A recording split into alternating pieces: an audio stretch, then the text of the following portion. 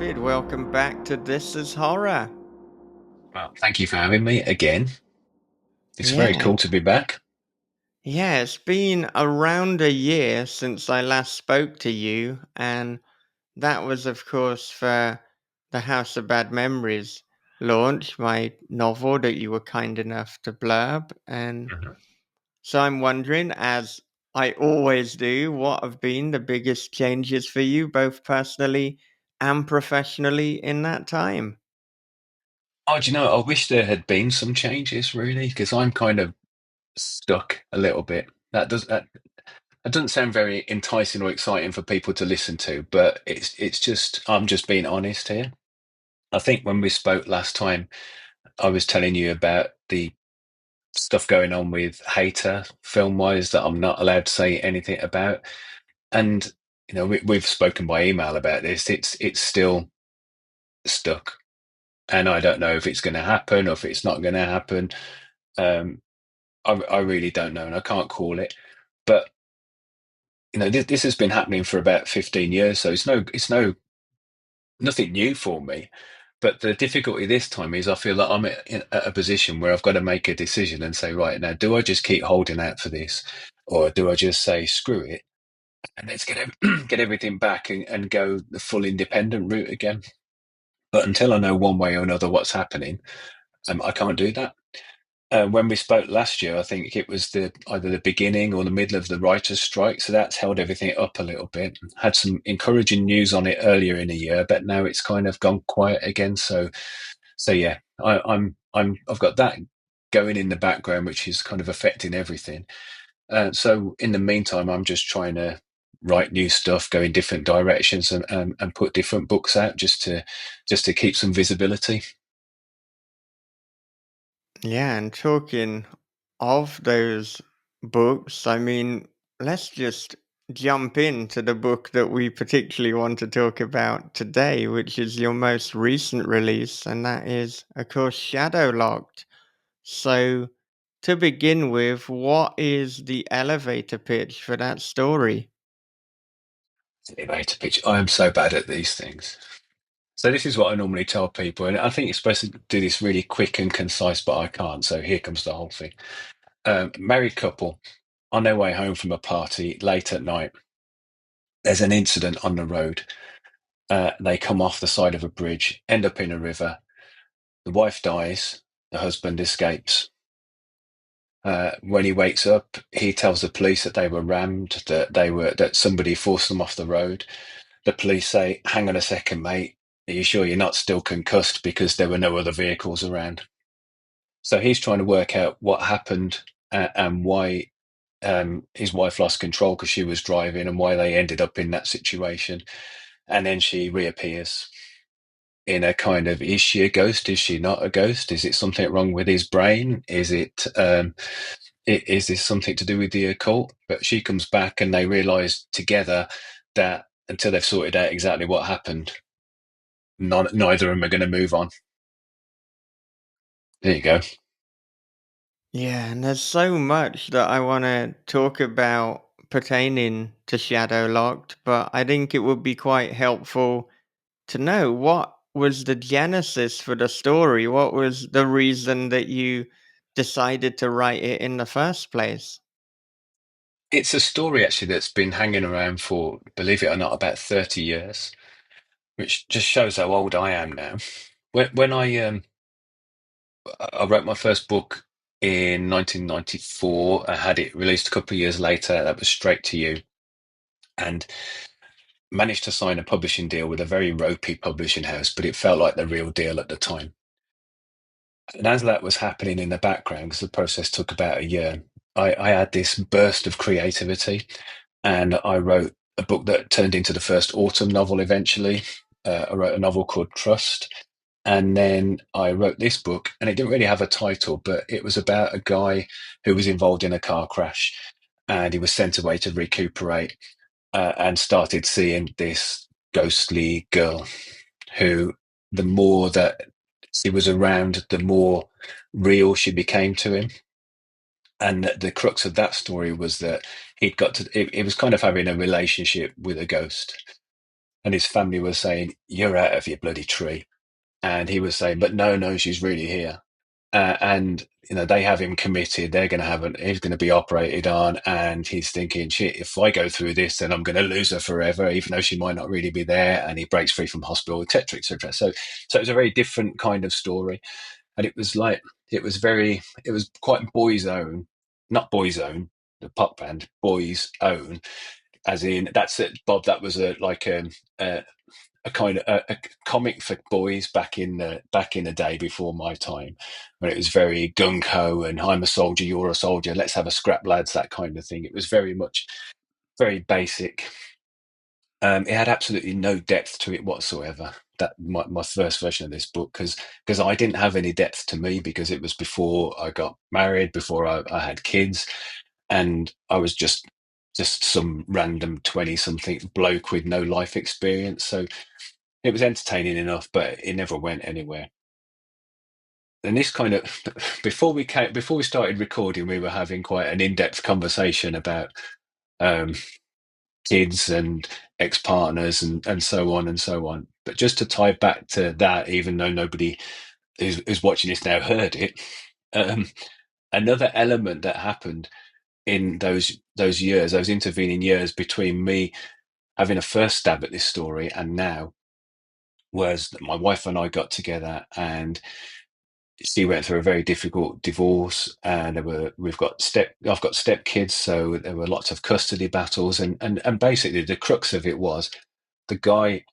I knew her ex-husband, and the guy that I thought he was, the perfect life that he presented to everybody else, was an absolute crock.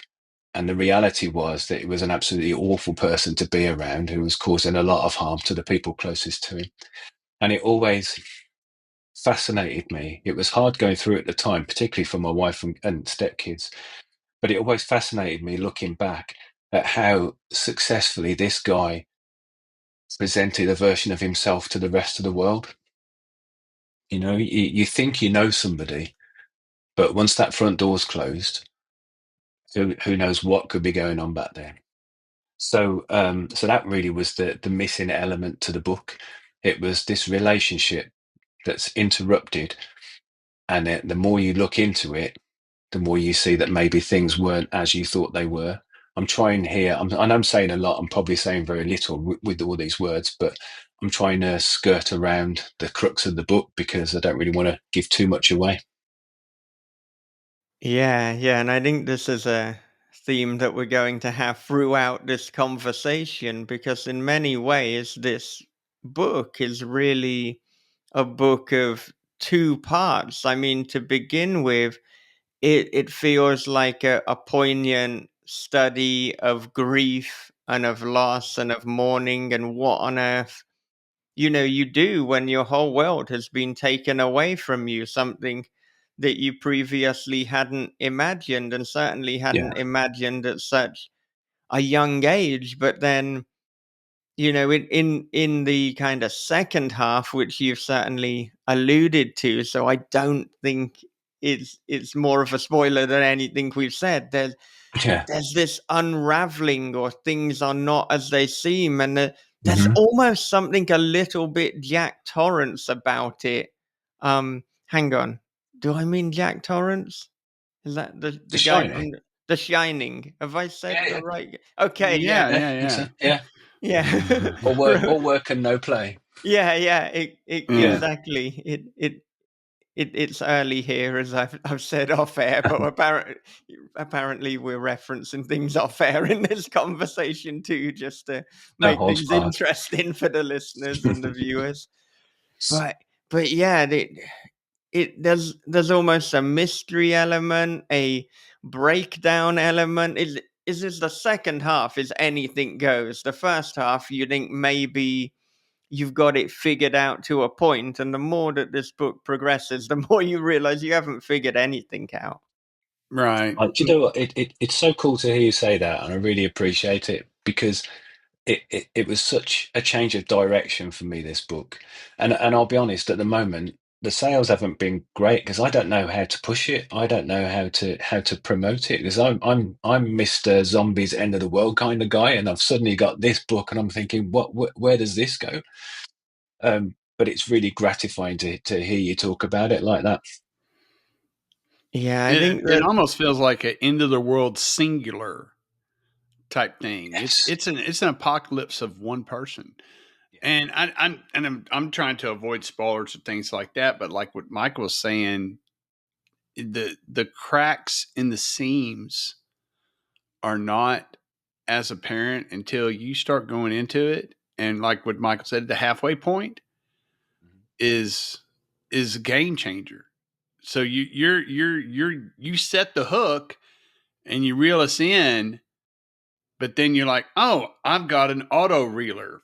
Yeah. And it's like, whoa, shit, things are crazy in a good way, in a way you can't. Mhm. I couldn't stop turning the pages way. It was great.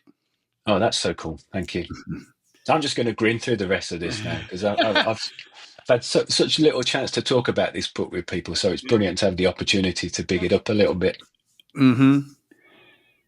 it's really interesting that Bob says it's an apocalypse of one book because I was thinking, it's almost the inverse of Hater and the zombie Mhm. things you've been doing with Autumn because in that situation, the whole world is fucked, and you, as the survivor, are the one trying to keep it together and to still live. But in Shadowlocked, the whole world is going on as normal, but you're the one that's fucked. You're the one that has been utterly destroyed. So there's just like a perfect symmetry in you being the That's a one to really put out this book. Yeah, that's a really interesting way of looking at it. And I must admit that as I was writing it, I did think it is kind of a solo apocalypse kind of thing because Mm-hmm. there's a very definite end to the book. Things aren't gonna go well. Well, if it starts with somebody dying at the bottom of a river, things are never gonna go well, are they? But yeah, um, yeah, no, that's an interesting perspective. Yeah, with the river death at the start, I didn't think it was going to be a feel good. I didn't think this was a nice little cozy or one that would be not directed, but adapted by Hallmark. So yeah, for horror fans and for those who like dark fiction, it meant that I was in safe territory. I think there's almost something comfortable about being uncomfortable. Oh yeah, no, I definitely agree with that. Yeah, and I think just because and I'm not saying I'm not no spoilers here again, not because everybody dies at the end or because something horrific happens to the main character at the end. That doesn't necessarily mean it's a sad ending.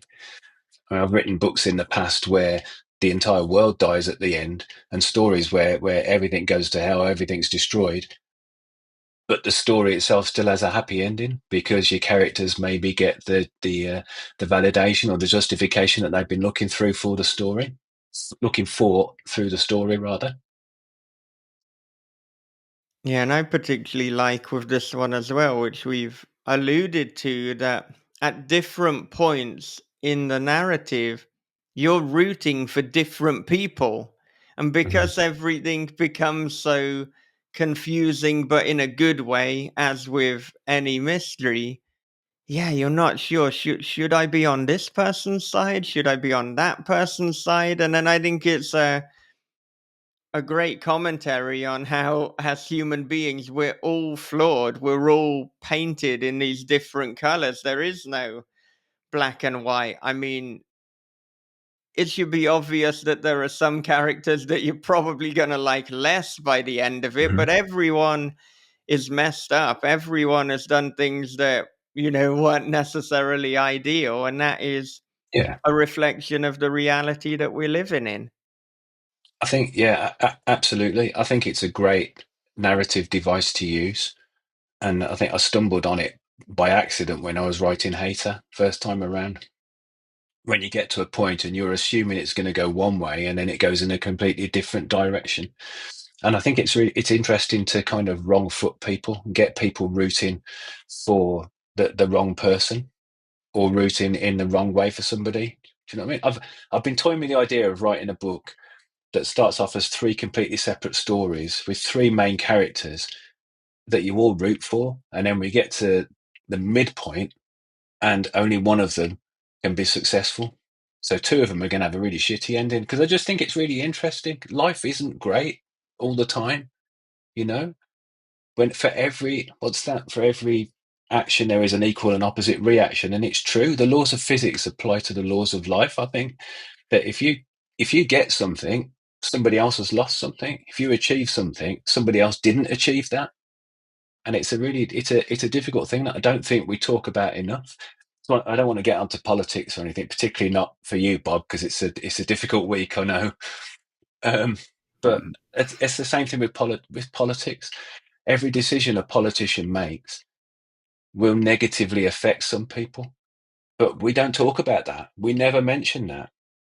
We're never honest about that. And I just think that in when you're writing, when you're writing a story, you can show that and you can look at that, and it's something we don't think about enough, I think. I'm Yeah, rambling it's now. no, and it makes sense because we, as writers, we tend to we want to spin spin our characters in a certain direction, and so which I call, I just generally call just skillful misdirection, and it's when you actually moor that character, when you center them on their actual, where they're at trajectory. That's when suspense happens, because the reader doesn't know. They're like, oh shit, they were on a course, and they haven't changed course. They're determined their direction. They know that now they're heading south, you know, or whatever. They're gonna do the thing that they weren't even thinking of. Oh my god, now they're gonna do it. And so we tend to spin that, and it's like what you said, in politics. No politician's going to go up there and go, because we're doing this, we're actually going to cause a lot of people to lose their jobs. And so, no one. So it's as writers, we want to be able to make a skillful misdirection. We want to be able to spin positive or negatively, to where we get our end result is often the opposite of that. But we have to set the course. And when you do it right, it's like it's just like Reese's Pieces, man. It's so good, But if you screw it up, then it just sounds, it reads like it's inorganic. And I think those things have to be organic in the story. Yeah, no, I absolutely agree with you. Yeah, and it's trying to wrong foot the reader without making it too obvious that you're doing that, without telegraphing it, isn't it? It's a difficult trick. But I found with Hater, I've probably talked about this before, but the twist in Hater, which I'm avoiding saying exactly what it is, if there is anybody who hasn't read it yet, or if they ever make that bloody film, um, that I didn't know about that until I wrote it. I'd planned this book as a very down the line, almost zombie kind of thing, but then I got to a point, I'm writing that scene, and I thought, yeah, I can go that way, but what if? So that it caught me out then.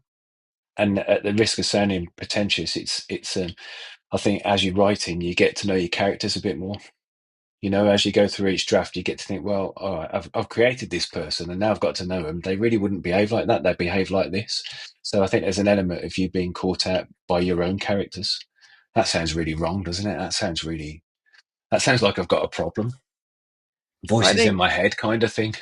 I think it's something that happens with a lot of us, you know, particularly even though I know both me and you, David, we are planners with our stories, but Mhm. even though it's planned, it's still anything can go. If the character, yeah, I see what you mean about it sounding like we have a problem. But if the character decides to Yeah, go in a different direction, then you almost have to remap everything. I suppose, to make a really weird analogy, it's like if you put the route into your sat nav, into your GPS, but then there's traffic, so it reroutes you. So you're still gonna yeah. No, get you're to right. yeah, that destination, but you might have to take, you know, Mhm. this bizarre circuitous route. And I think we have to trust the characters too, because if we then try and force them into sticking rigidly to the plan, well, it just becomes Mhm. inauthentic. Yeah, no, Hmm. I agree. And it's interesting that you talk about us both being planners, and I agree with that. But I really think, just taking this a bit further, that there's no difference between somebody who plans and what's the opposite? Was it pantser or something like that? So Yeah, seat of some your some pants writer. some I people don't think say there's pantser, yeah. I don't think there's any difference because everybody goes from having an idea, thinking, "Oh, I'll write this book," to hopefully eventually getting the book written and having people read it. So there's, I believe there's exactly the same amount of work involved in crafting that story. It's just you do it in different ways. I like to do what you're talking about, Mike, and just I break it down. Well, these are the main beats, these are the chapters, so on and so on. But ultimately, no matter how much planning I do, if I ever look back to those original notes, I think, well, that didn't happen, that didn't happen. And I normally get to a point when I'm halfway through a novel and I'm thinking, I've stopped looking at my reference notes now and I'm just making it up as I go along. So I think it's a more organic process than we plotters believe it is, I think. Well, this is why when I was talking to Josh Malaman, I said I suppose I might even call my method the hybrid, because there is a plan, but then I'm allowed to deviate from the plan. So is that really a planner? Because there are some people, particularly if they follow some of these rigid screenwriting books, which I probably don't recommend doing. You know, you could look at Hmm. them to get a template and to get an idea Yeah. as to story, but then you need to, well, deviate from the path. So because we're not doing that, I suppose it's a hybrid between planning and pantsing. But I mean, none of us, like, even if we're a planner, it's not like we open our email and it's like, here's the plan sent from your brain. Like, we all have to pants it to a degree. So Yeah. maybe the distinction is that we're just coming up with the story at different stages in the process. Yeah, and that's exactly my point. The fact we have this germ of an idea, and maybe I don't know what you're like, but I usually think of the end first and work my way back, and then we have the end result, and we all go through the same amount of planning and rewriting and drafting and redrafting and spell checking and whatever to get to the end. We just call it different things, Hmm. I believe. Yeah. Yeah. And related to that, at the moment, me and John Crinan are collaborating on a novel. And it's really interesting because we're both meticulous planners. And so we both know the beginning and the end. But then my typical method to get there is to plan from the front to Hmm. go to the end. But his method is to go from the end and to work backwards. So in planning, we're almost both crafting this different plan and then comparing and being like, right, how much does this actually resemble, Yeah, what we discussed? Now, we did, to make it easier, we've kind of approached it a little bit like a play. We were like, right, there are 5 acts. This is roughly what we want to have happen in each act. And we did that mostly just through phone calls and conversations. But yeah, now that we're really just jumping into the detail, it's so interesting to see him start from the end and me start from the beginning, which to me feels more logical. But, Yeah, it's collaborations are really difficult from that perspective, aren't they? If you have a different approach to the planning and plotting process, then it can be hard. I wrote a series of books with Mark Tufo and Chris Philbrook, called the Bleed series, and it was their baby, and they were very kind to invite me to contribute. I was. It's not that I was at odds with the other two. It's just that I did things very differently to the other two, and I naively expected that we'd all work in the same way.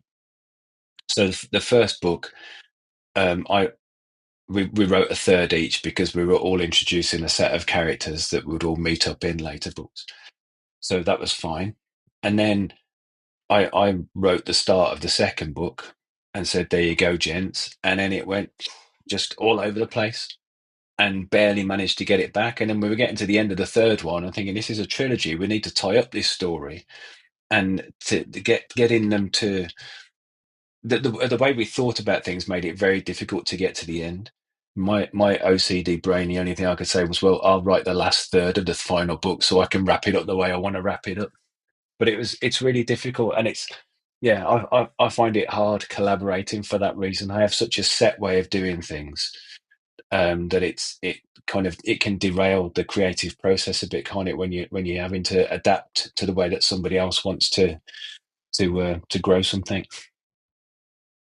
And did they allow you to write the final third? Did you get to end it how you wanted, or were they like, hold on a minute, we've got other ideas? No, they weren't precious about it at all. It was great. It was see the upside of it was that as something to kind of stretch your writing muscles, it was absolutely brilliant because Chris and Mark are both got such very different styles. Mark is almost stream of consciousness stuff, and I struggle sometimes to keep up with it because it's who's this and what's that and where we're going, and now we're on the moon and now somebody's dead and now they're alive again, and it took a lot of time to untangle that all. But then when we got to the end, as I said, we wrote the first book in thirds, but by the second and third books, we collaborated on. So we were all using each other's characters. The characters all get mixed up in time swaps and things like that. So the last book, to finish it off, I knew how I wanted to finish the story, but to finish the story, I had to write in the style of Mark and Chris, and it was a real challenge. But when I look back on it, that was probably my favourite part of the whole process. Yeah, do you think off the back of this, would you consider collaborating again, or do you think your collaboration days are behind you? I know you said that you found it quite difficult, but I don't know Yeah. if if you're just like, no, This it's solo from here on out. this is the point when I'm supposed to say, as an artist, I would love to collaborate with more people, but as a real human being and a big introvert here, I'm saying everybody else back off. Just let me get on with it, please. Yeah, yeah, I no, that. really I think there's nothing in terms of writing, working. There's nothing I like more than sitting here in my office with nobody disturbing me, music on, just writing a book and just being able to get on with it. But the downside of this, I heard a great quote the other week. And I wish I could remember who said it or what exactly it was. I need to look it up. But they said basically writing a novel is like writing a joke and waiting 2 years to see if it's funny. Yeah, You yeah, know, I, you I get totally get that. That is so apropos. Yeah. and I've made mistakes in the past. I'm sure we've all got. I was going to say skeletons in the closet, but manuscripts on the shelves behind that you think nobody's ever going to see that, or maybe I'll dust it off in about 20 years' time or whatever. Um, but it's so easy to go down a path and think this is the one, this is great, this is a brilliant story, and then you hand it over to somebody to read, and they say, "Yeah, it's not all that." I guess that's where beta readers and advanced copies and I don't know, sending a proposal to your agent before you start work, all sensible things like that come in. Yeah, yeah. I thought I was gonna take this in one direction, but then your comment about beta readers at the end. So now I want to know. I mean, how often have you been in a situation where you've got different beta readers saying a completely different thing, and they're both as adamant and strong about it? And then, how do you decide what you're going to do with the story? And equally related to that, I mean, how much consideration do you give the beta reader feedback anyway? Because sometimes you'll get a comment and you'll think, well, that's totally not what I'm trying to do here. So I see what you're saying, but if I implement that, Yeah. it's a different story. Yeah, but then I guess you have to take a step back, don't you, and say, okay, you haven't got what I'm trying to get you to get from this book, so why is that? Have I not laid the breadcrumbs in the right way? Have I not given you the clues? So I take it's the same with bad reviews, and I've had plenty of those in my time. You take them all on board. I think you've got to read them all, not react to them, but think, well, why are you saying that? What is it about the story that's made you say that? Fortunately, I've not had much in the way of conflict between one group of beta readers saying one thing and one group saying something else. Fortunately, in my experience, a lot of them say the same thing. And there was quite a lot came through with Shadowlocked, some of the subsidiary characters. Well, why did he do that with her, and why did they do that with him? Because it just, they're highlighting things that kind of that were jarring and maybe stuck out for them a little bit. So that was great.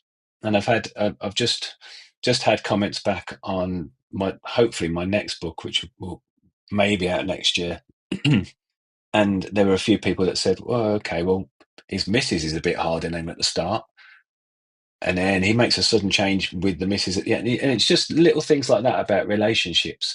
Not necessarily the nuts and bolts of the novel, but just the little details that combine to drive the story forward is what I've found people often pick up on. Yeah, I know that we both share Dan Howarth as a beta reader. Saying we share him, it sounds like some sort of custodial agreement. Good old It's Dan. not Yeah, I have him not every other worked out weekend. that way. Yeah, I had signed up for Dan, but you beat me to him, David. So I There's I only know. so much Howarth you can share around. yeah, Yeah, exactly. but he is so good at picking up on like relationships and like the dynamic, specifically between couples. So if I've ever got any balance wrong, he will make his comments. So when you were saying, oh, there's been some comments about the couple, I was like, well, you've Do you got know Dan what? No, Howarth, yeah, so no word of a lie. It was Dan. there you He go. I knew it. I knew it. genuinely, It was such a but it Dan was so. comment. Yeah, but it was so useful, because in the next book, the relationship that the guy has, the place that he's at in his life, and the effect that that's had on his relationship, is key to him doing the things that he does. And so, if that wasn't right, if a reader wasn't buying into that, then the whole book would unravel, because you wouldn't be able to believe in the character that you're following every single second of the way, literally, in this book. So it was crucial, and I'm very grateful to Dan for pointing that out. He wasn't alone, but it was specifically Dan I was thinking about on that occasion. Yeah, who, by the way, recently put out Last Night of Freedom, which I'm reading at the moment, and is absolutely fantastic. But it is one of the best books that I've read this year. I almost can't believe how good it is. So there's a little plug for Last Night of Freedom by Dan Howarth in the middle of And, our podcast review. and I would definitely second that, because I loved it. It's an absolutely cracking book. Really enjoyed it. It's I don't know how to describe it. Yeah, I The won't say the too much other than read it. yeah, I mean, The Ritual meets The Hangover in backwoods Britain. How's that? Yeah, no, that'll do it. Yeah, I was thinking a bit of Deliverance as well. Yeah, yeah, always good to have a splash of deliverance in any story, Yeah, so that'll do there's too. no dueling banjos, but yeah, there's a lot of Deliverance in there. Yeah. I got it on my TBR, and now it's just moved up. So yeah, the Definitely deliverance recommend. thing is that's such a classic. But It'll when you're move up talking even about quicker when I tell you that he's coming on the podcast quite soon. So there's some well, yeah, I breaking need to news. go ahead and read it. Then you put him on the schedule. Never mind. But going back to the beta readers, I would feel that when you have a comment from readers about characters and character motivation, that's probably a lot more difficult to implement than if you're going to have something developmental. In other words, like plot wise, I think that Mhm. hey, I've got a problem with the plot, and if multiple people who have read agree, then yeah, that's you take your big tools out and you go and you fix it. But if you got a problem with the character motivation or something like Mhm. that, or a relationship dynamic that isn't working, to me, I feel like that is. I wouldn't. I'm not saying it's a crushing blow, but it would be, oh shit, I got to rework so much, because so much relies on character and character motivation and dynamics, and you can't force that shit. It has to be organic. And so that's, I don't know. I'm just making a comment. I think that would be just, the it would, you'd have to pull your britches up and get to work type stuff, I mean, on I, those. I do agree with you to an extent, but also I think that the characters and their interactions is just another one of your nuts and bolts. So I think I don't think it's any harder or easier to deal with than a plot issue. I Hmm. think for me with this book in particular, I mean everything that the beta readers got about the relationship between these two characters, they got from what I told them and the way that I told it. And so looking at it, there wasn't anything really in the relationship itself that I needed to change. But it was the interactions. It was kind of softening of the dialogue. It was perhaps the point where the guy's partner jumps down his throat because she realizes he's done something ridiculously stupid. It was maybe moving that a little bit. So I didn't find it was on this occasion uh, particularly onerous, but it was hugely important Hmm. because, as I say, you've got to believe that this guy is doing what he's doing with the best of intentions, and the way that I'd originally written it, I think he would have been quite justified to say, "Oh, if you're going to talk to me like that, sod it, I'm not going to bother," and just end the book halfway through with him saying, "Forget it, I'm going home," or not going home because that's where she is. Right.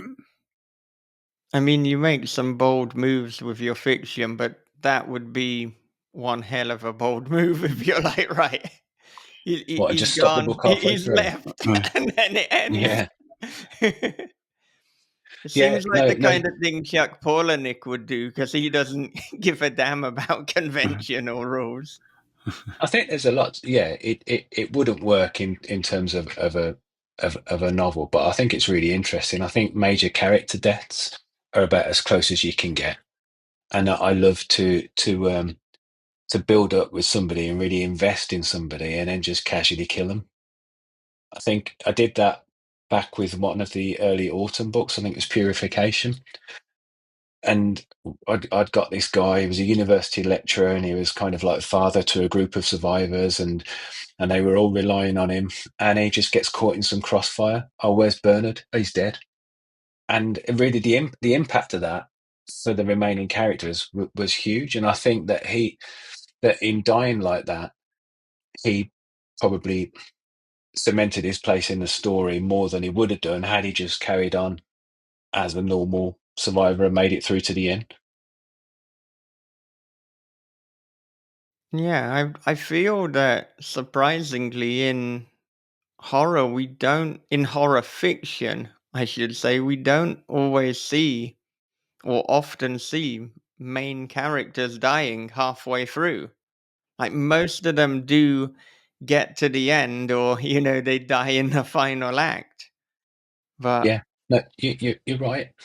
My theory is that a good story is just following somebody and it's a succession of things going wrong for them. But to kill them off is the ultimate thing going wrong, isn't it? So that would kill the story. So we have to keep them going to an extent. But then you could kill them off and have another main character, can't you? Kind of, if you've built it up properly. Yeah. I Yeah. just think it's an interesting thing to do to get your readers to invest 100% into this person, because people just make the assumption, well, this is our main character, this is our square-jawed hero, he's going to make it to the end, he's going to be the one that saves the day. Oh shit, he's dead. You know, they'll remember the book, I'm sure. Yeah, it's just that reminds me. I don't know if you ever seen Beer Fest, but the I, I can't remember the group who does it. The same guys that did Super Troopers. One of the characters, Landfill, he dies mid movie. The evil beer drinking brothers kill him, and and it's a sad moment because his character was crucial to them actually going to tournament and winning. But lo and behold, Landfill had a cousin who looks and sounds exactly like Landfill because he is the same actor, and even says, "Hey, y'all can just call me Landfill too," as a tribute. And so it's like, okay, so you brought us down, and then you lifted us back up even higher because it's not the same character, but it's the same actor, and it's just like, I'd love to see something like that in a horror movie. It had to be, or a horror book, and a story, but there'd have to be like some type of element, like people could come back type thing. You know what I mean? And Yeah. so that, to me, that would be like the only way. You kill it. You kill it. You get this guy, and you get him invested. You're in there for about 4 or 5 chapters. Kill him, and then 2 chapters later, he's back. But it's not actually him. It's just some guy who looks just like him. We should do that.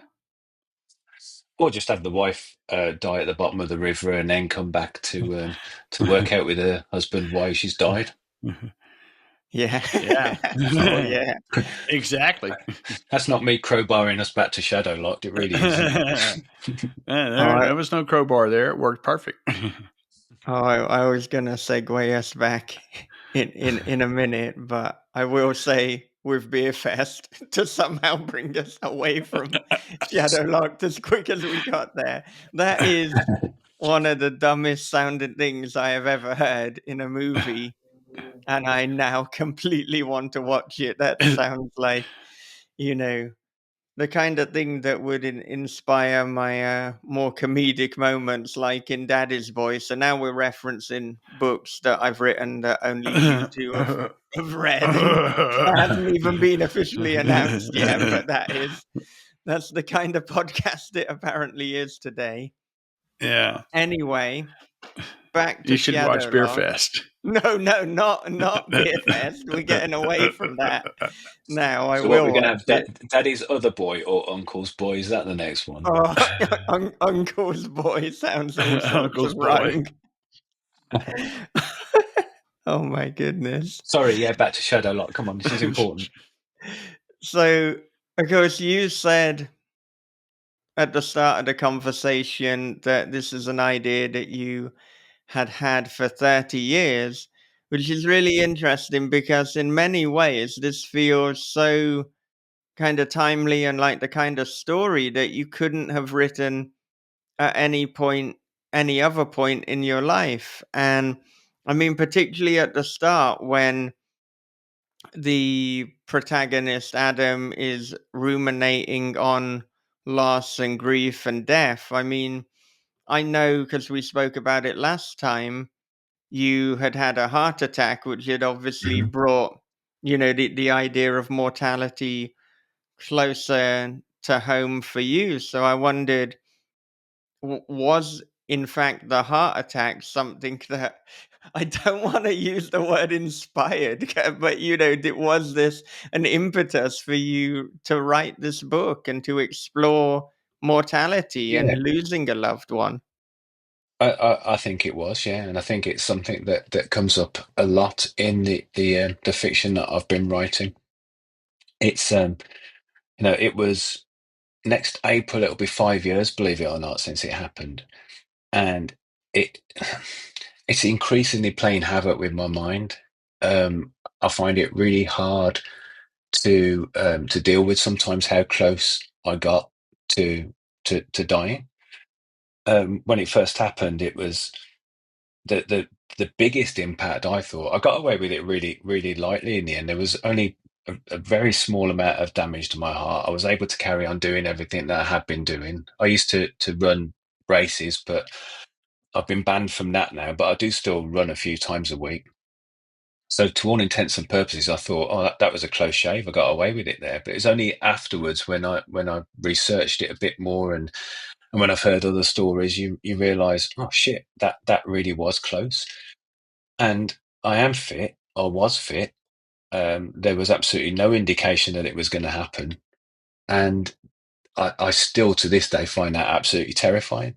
To the point where recently, I'll be honest, it's affected me quite substantially. It's affected my mental health quite a bit, because if anything happens now, and I'm thinking it was caused, I went back to work, stepped away from writing for a bit, and it was caused, I believe, by an issue that I was trying to resolve. That I had a member of staff who was assaulted by another member of staff, and when you in the corporate world, I think the one thing that's easy to forget, but you need to remember, is that the HR department works for the company, not for the staff. So I'm trying to sort this out, and there were loads of people trying to get involved as well. And basically the senior management screwed up dealing with it all, and it went shit shaped. And kind of to dig themselves out of a hole, the company decided, oh well, let's blame him. So it was something that I'd done, apparently. And I had a phone call with HR first thing in the morning, and they were saying, well, you've done this and you said that. And I knew I hadn't, because I'd recorded the conversation, and I could go back and think, but there were two of them and there was only one of me. And I thought, I know where this is going. So I went on a running machine, ran, and then had a heart attack, came off and had a heart attack. And it absolutely terrifies me now to think that if something else stressful like that happened, well, what would the response be? There's no reason to think. I've been checked out. I was checked out this summer a couple of times, and there's nothing wrong with my heart. I'm fit and healthy, but it happened before. And once you've had that chink in your armor, you're thinking, could that happen again? And it's quite difficult. Um, and I will admit that I do use that a lot in writing now, and I find that I could, obviously, the more you experience in life, the more you can put into your books, and that one has had a profound impact on me. It's I think it's changed everything for me. Oh, it's gone really dark, hasn't it? Suddenly, can we talk about Beer Fest again or something? Well, I was gonna continue along the lines of what you were just talking about, and I mean, what kind of things have you had to implement in terms of your lifestyle? And I mean, I'm also wondering, how this has affected the writing as a whole, because when we have things, happen that bring us closer to death or that reveal our mortality, it can make us put things in different perspectives. So I could imagine for some people, it could make the writing more important because they got so many stories, and it really highlights the finite time we have. But then for others, it could go the other way, because it's like, well, yeah, I love the writing and I love the storytelling, but there are all sorts of other more important things in my life, such as my family and my loved ones. And Yeah, so, I mean, what did that do to your mindset? I think it's a little bit of all of those things. I think definitely the family thing now, and it happened at the beginning of the pandemic, and since we've come out of that, Lisa and I have travelled a lot, and I just want to keep travelling. The more of the world I can see, the better. Whenever you go anywhere completely different, and it was a year ago today that we flew to Japan for a couple of weeks there, and it's just the most incredible experience, and it just makes me want to do that a lot more. Um, so yeah, being with my family is more precious than it ever was, because I felt incredibly guilty after it had just happened, because of the impact it had on my wife and the two youngest daughters, to be honest, because they were in the house at the time, and their last what they thought might be their last memory of me was watching my feet disappear into the back of the ambulance, and they were thinking, "Oh, we don't want that to be the last thing we saw of Dad." But yeah, it had a huge impact on them, far greater impact on them initially than it did on me. So yeah, that's the most important change, I think. But in terms of writing, you touched on something there about wanting to get more stuff out, and I actually did that last year, early last year. I've got this ideas document, and I have it on my computer, I have it on my iPad, I have it on my phone, and I can access it at any time. And when inspiration strikes, because it never strikes when you're sat at your desk when you're supposed to be doing something, it's always when you're in the shops or working or in the pub or whatever. But I have this thing there, so I can just write it down. Somebody says something interesting, somebody triggers an idea, I just pop it down. So I looked at this and I thought, well, okay, so if it takes me at best maybe 3 to 6 months to write a book, let's say 6 months. So how many ideas have I got here? And I worked out that I've got 2 centuries worth of ideas.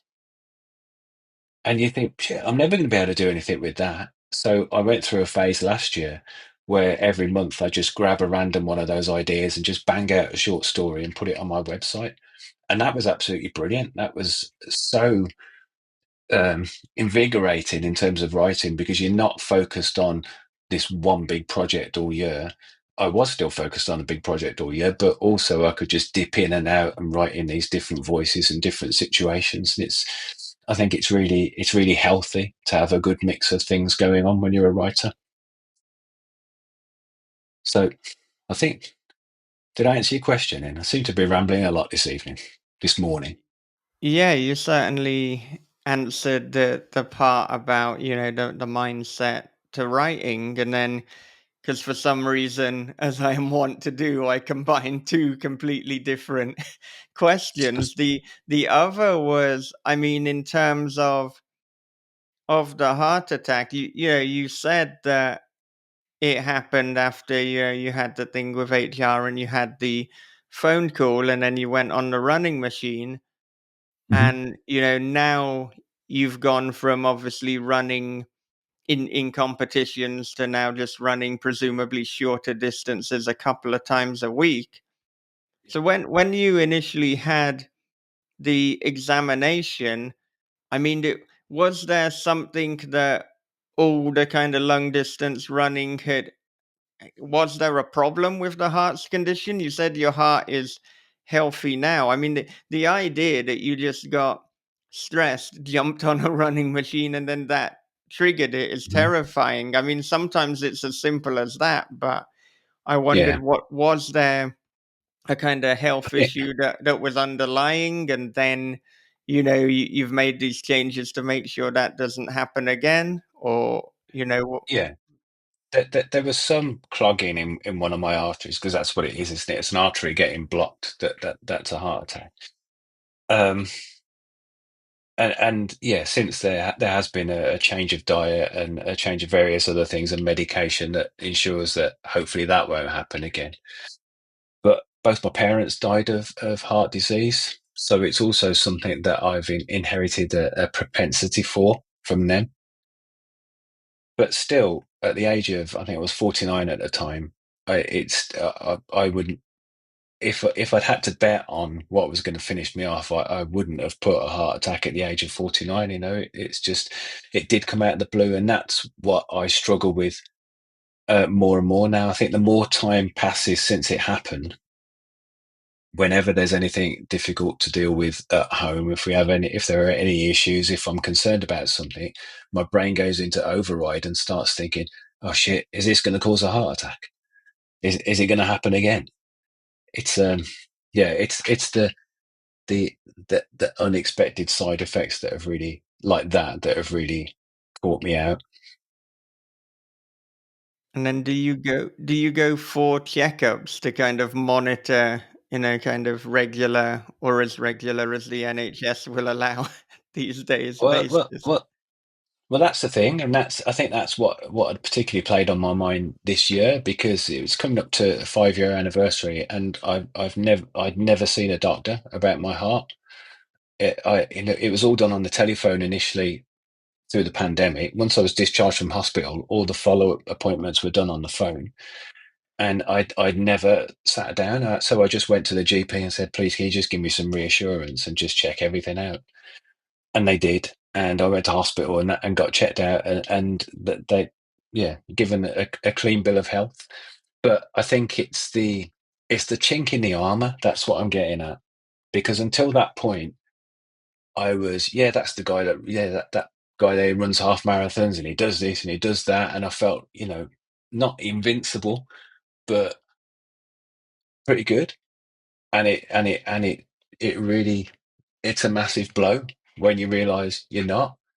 And I'm like mid-50s now, and it's always there. The thought that you're getting older and that any day could be your last. And I know I've been writing apocalyptic shit for years, but it's still, it weighs on your mind, to the point where earlier on in this conversation, I said something about, in 20 years' time. And whenever I say 20 years' time now, I'm thinking, shit, I'll be 73. That's ridiculous, but 20 years ago feels like 5 minutes ago. I think this is going to sound really pretentious and wanky. I'm sorry, but it's. I think I'm fortunate that I write, because you can take this stuff and channel it a little bit and put it into your books. So going back to your earlier question, Michael, yeah, there's definitely. I'm not saying that every book is going to have somebody who has a heart attack, but definitely the feelings that I had, the emotions I had, are informing the things that I do. And I think a good case in point are the hospital scenes at the beginning of Shadowlocked. So yeah, of course, it's a grim conversation, isn't it? Well, I mean, it's a conversation consistent with the With our conversations that usual we've had conversations, yeah. over the past decade, which is also ridiculous, thinking about, how quickly time passes, to continue that theme. That, yeah, Yeah, we have known 100%. each other for well over a decade now. You can't even just say a decade. It is. No, it's got to be. It's close to 15 years, isn't it, since that first Mm-hmm. night when we met in that pub in Coventry and talked Yeah. about Hater. Yeah, we should have known that everything would be pretty grim, Meeting up at a pub in Coventry is not the start of like a wonderful, positive chapter in your life. I mean, it's got pretty bad if you've even stepped into Coventry to begin with. I mean, something has gone wrong there. Well, yeah, I don't mind that. Coventry's all right. Yeah. It's no kiddie, is it?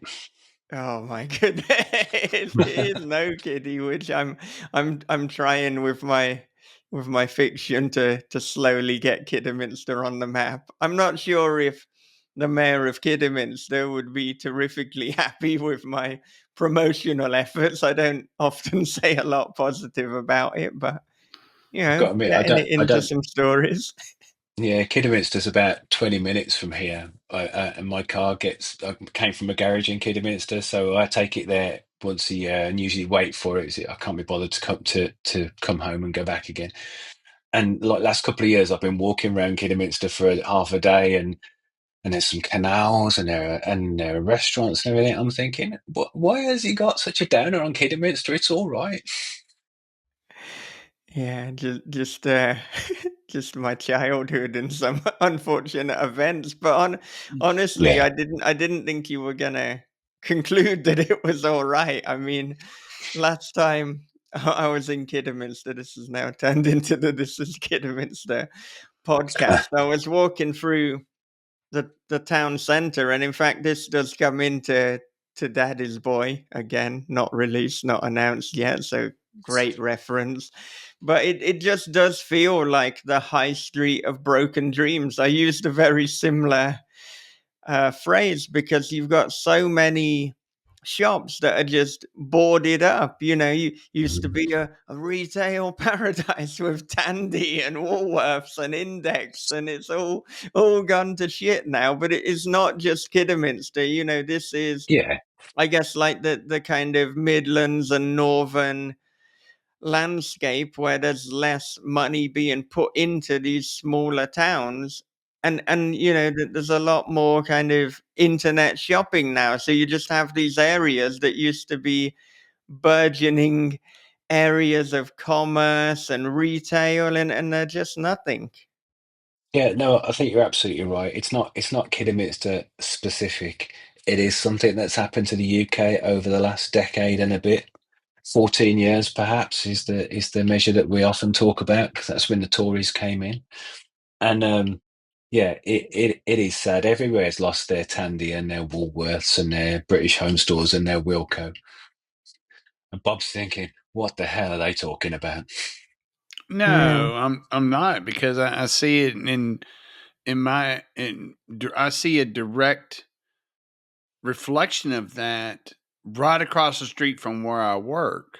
Mhm. We have a mall that was 20 15 years ago, as late as 15 years ago, was thriving, and now ever since something happened, and it's someone who works there. They work in security. They're one of my customers. They said, hey, they're gonna redo the air conditioning at the mall. They're going to have to, because they're going to have helicopters bringing in stuff to all the air conditioning's on the ceiling, on the roof. They're going to be bringing in equipment, stuff like that, and they're going to have to close the mall. And I'm like, well, that ain't a big loss. They only got like 3 stores in there anyway. This mall will hold 100 stores, so there are only like maybe 3 big stores there now. There's maybe a handful of other stores. And for me to even say, well, that ain't no big deal, it's almost like saying, kind of kicking it to the side, it's abandoned.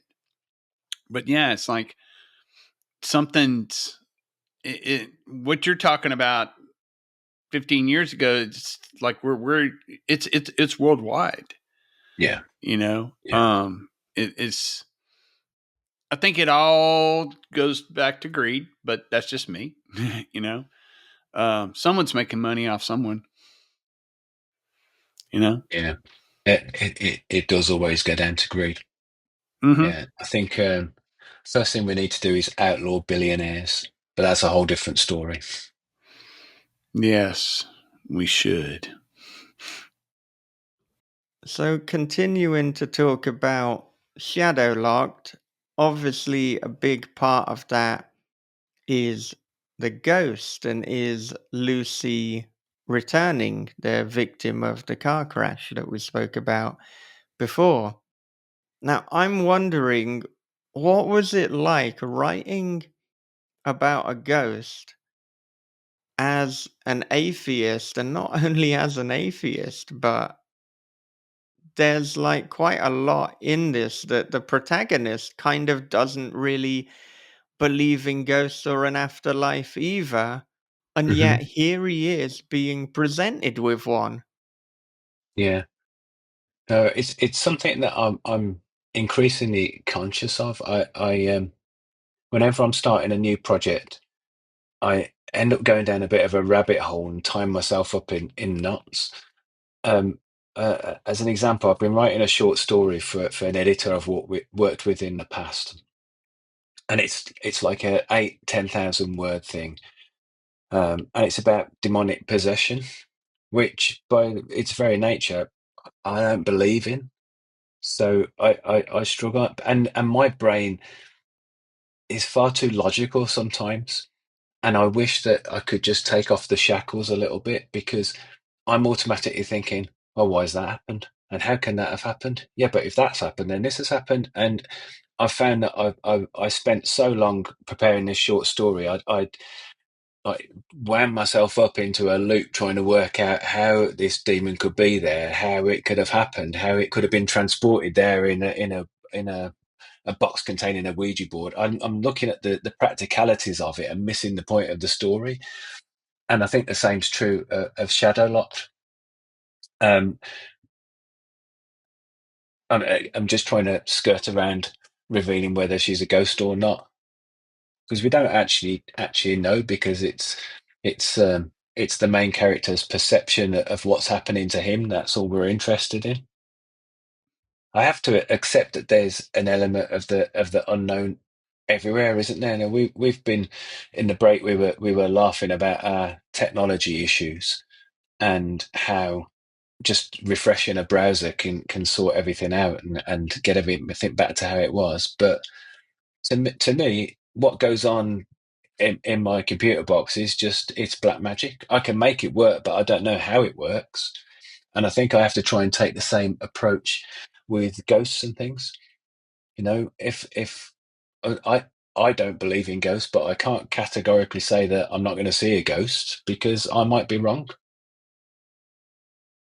You know, And it's again, it's it kind of depends on our definition of ghost yeah, as well. You know yeah, what? because What? Yeah. at the moment I can hear in the rest of the house. I think my missus is trying to go to sleep. It's like it's 10 to 1, and I can hear our three cats running around the place, screaming at each other and shouting at each other. And I only mention the cats because animals interpret light differently to us. They interpret sound differently to us. They react to things differently. And I think we assume that what we see is what everybody sees and what we hear is what everybody hears, but that's not necessarily the case. And what I see as blue, you might see as red. You just don't know, do you? You only know what goes on in your own head. And I find it frustrating sometimes that I kind of straitjacket myself into my head. And it's something I'm consciously trying to do, trying to throw those shackles off a little bit and think, forget about trying to explain it, just deal with what's happening. I think this is something for me that goes right back to when I wrote the Autumn books, the original Autumn books back in the day, because that was kind of a reaction against most zombie stories where it just seemed ridiculous. Well, why are they walking and why are they eating flesh and why are they doing this and why are they doing that? So I wanted to write a series that was more believable, um, but it's still inherently unbelievable, you know. So it's just getting that balance for me. And I think I've fallen into the trap in the past of trying to explain things too much. So with Shadowlocked, you won't know by the end of this book whether she was a ghost or not. You won't know everything, and you're not supposed to know everything. You're just supposed to follow Adam through his journey to the point where he knows enough, if that makes sense. Yeah, and I think Shadowlocked has that commonality with Paul Tremblay's A Head Full of Ghosts that it is ambiguous. You can read it as a supernatural story to a point. You can read it as, yeah, she's not a ghost. She is a figment of his imagination and past experiences and grief and Yeah, internalized regret. yeah. I mean, the guy's had major head trauma, and he's wrapped with guilt because his wife's died. If ever you're going to imagine somebody coming back, that's going to be he's a prime candidate for it. But again, it doesn't matter. What matters is how he reacts to it. Mm-hmm. And I I mean, find, go on, sorry. well, I was going to say, I mean, if we were to take it further and to stretch it out further, you can even argue as to whether he's still alive. Yeah, completely.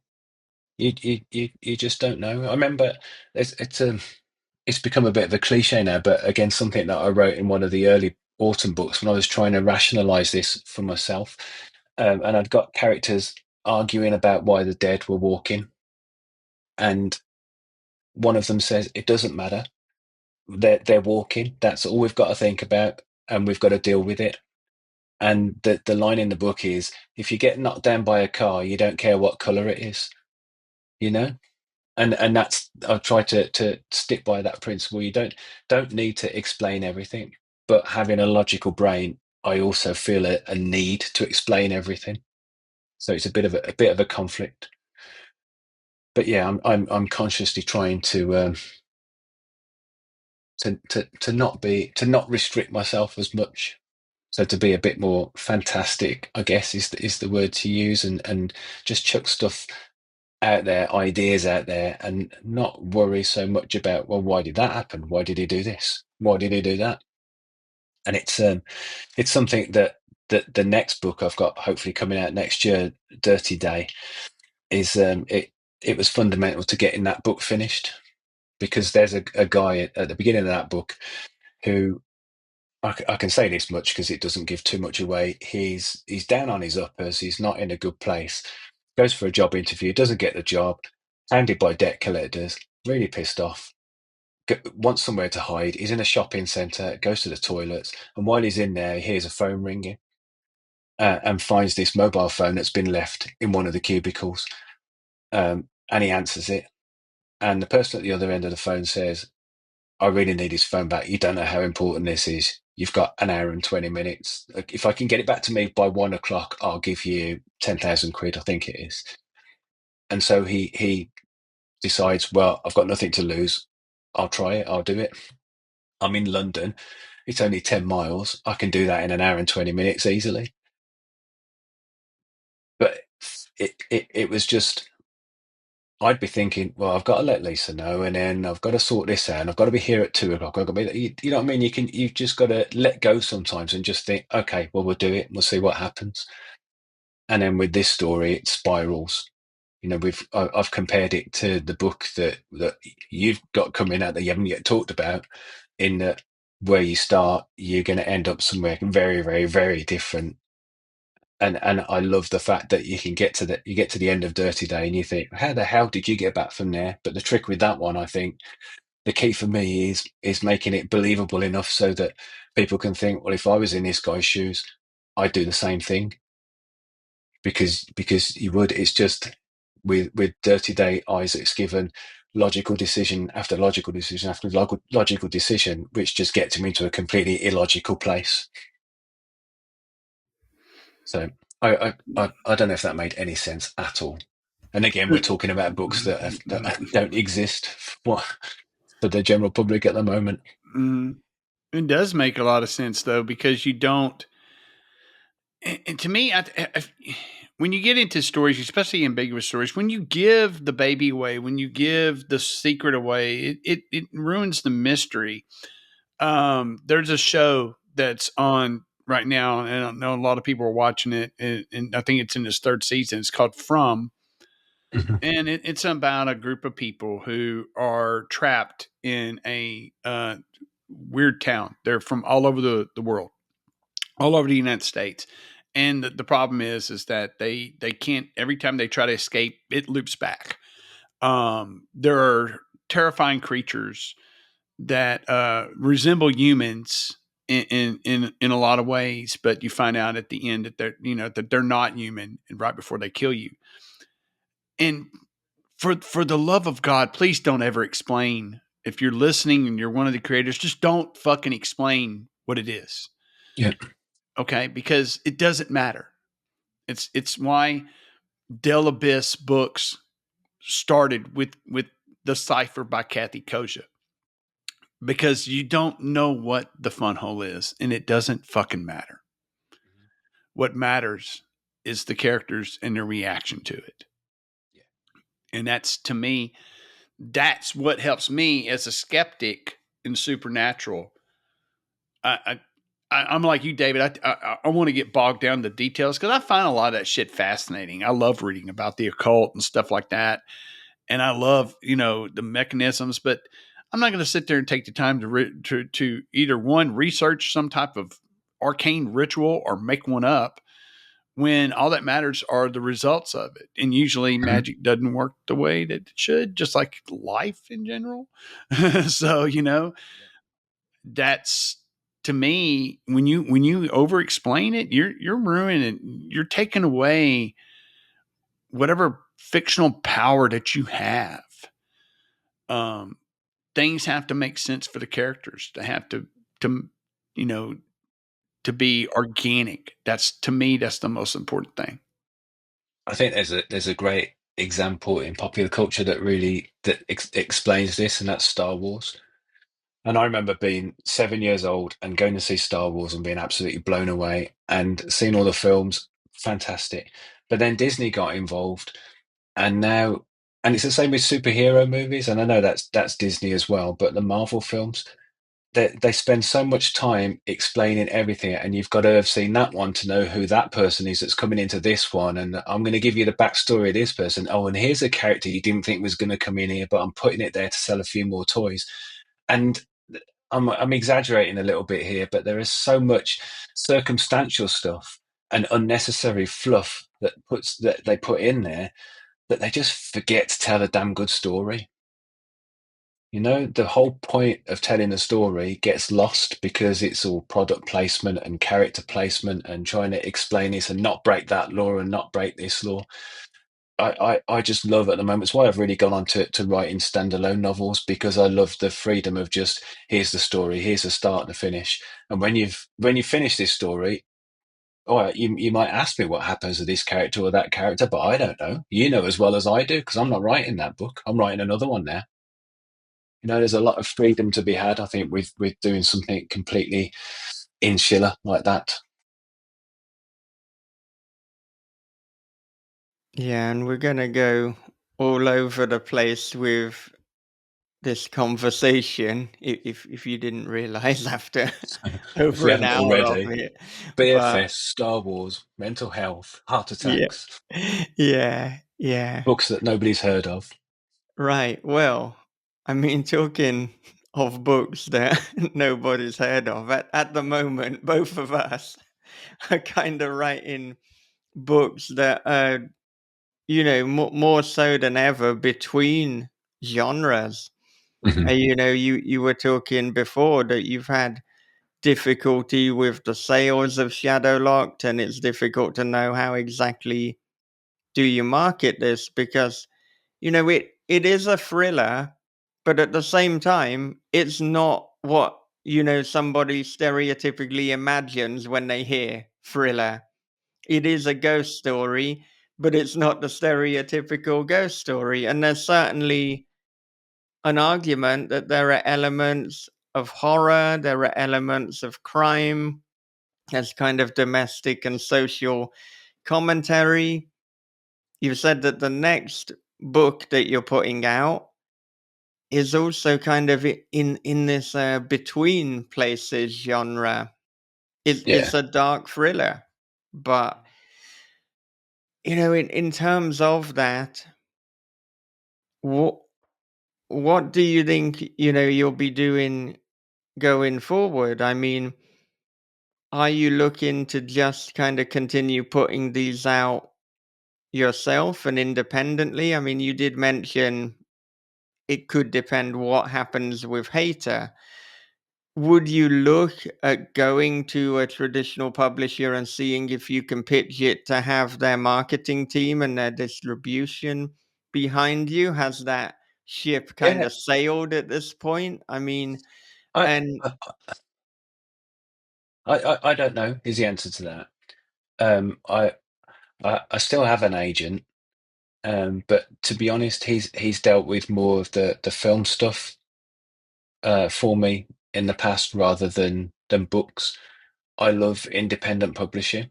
I love the freedom of it. I love the control of it. But yeah, I think that there are things that traditional publishers can do that I just can't do. And to be honest, I'm getting a bit tired of the admin as well. I don't. I'd rather just sit here and write a strong novel every year or every 6 months or however long it takes, and then let somebody else deal with all the the the production side of it. So I don't know, because there are pluses and minuses, positives and negatives to all approaches. With the book that I've just written, Dirty Day, I've that's with my agent at the moment, and I'll be completely guided by him. If he says, I think I can sell this, then I think great, you can go ahead and try and do that for me. I've got enough behind me now to be able to earn an income from my independent books, or earn some money from my independent books. So having the hybrid approach really helps, because your other stuff gets carried along by the traditionally published stuff. But then, the position I've got into that I talked about at the beginning with Hater is really difficult, because I would like nothing more at the moment. Well, I'd like the film to be made, because that'll obviously have an impact on sales. But if the film isn't going to be made, I'd like nothing more than to have those books back and to be able to put them out independently again and have more control over them and make them more available and do it on my terms. So it's difficult, and it has to be a business decision at the end of the day. Where am I going to make most money, and where am I going to get the biggest audience? And I don't know which way it's going to go. I think the key thing for me, we were joking earlier. I can't remember it was when we were talking or in the break when we were recording or in the break, but we were talking about writing stuff that's going to sell, like, that's just going to appeal to the mass market, and I can't do that. I had this conversation with a friend earlier in the year who said, "Well, why don't you just write something that everybody's going to love?" I've been not slagging off, but talking about Star Wars and superheroes. Why don't you just write something like that? And the answer is because I can't, because I don't care enough about those stories. I can only write the stories that I give a damn about. You're investing a lot of time and effort into writing a book, and I can't write something that I'm not 100% behind. It might not turn out to be the right thing, and nobody else might like it, but I know that I've got a better shot at writing a book that will appeal to people if I believe in it than if I'm writing something just to tick all the boxes. So it really is difficult. I'm just grateful that we live in a time where we've got various options available. Now, self-publishing, independent publishing is really on a level in a lot of respects with traditional publishing. I think the only thing, well, I'm crap at marketing, so I'd always love to have a marketing department working for me. But apart from that, and bricks and mortar bookstores, really, there's not a huge amount to choose.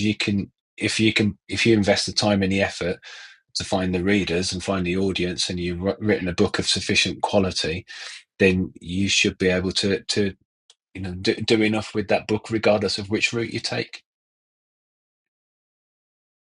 Yeah, I think what we're seeing from our conversations over the years is, there's no definitive route in terms of should I do the hybrid, should I go independent, should I go with a Yeah. traditional publisher? And not only do different authors have different routes, but there are different seasons within the author's career. So there was a time when, you were completely independent right at the start of your career. Then there was one Mhm. where the balance was almost exclusively with the traditional publishing.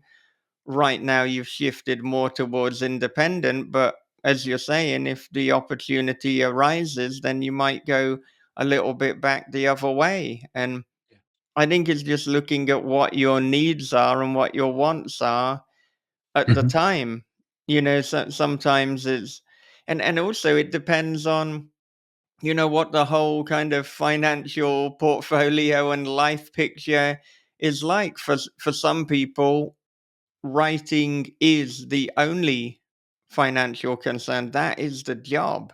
For others, actually, there's another job that they have, and that could, be sufficient. So then, if they so choose, they can be a lot more kind of just purely creative with the decisions. They don't have to worry so much Yeah. about, what are the financial concerns. And I mean, the stage that I'm at with my books at the moment is, each time I write one, I will show my film manager, who kind of almost serves as an agent as well. He certainly gives me a lot of advice, and then I'll see Mhm. what he thinks in terms of where I could be pitching it.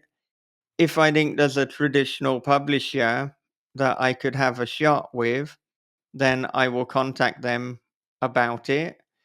But if I can't sell it to a big publisher, then I will put it out independently.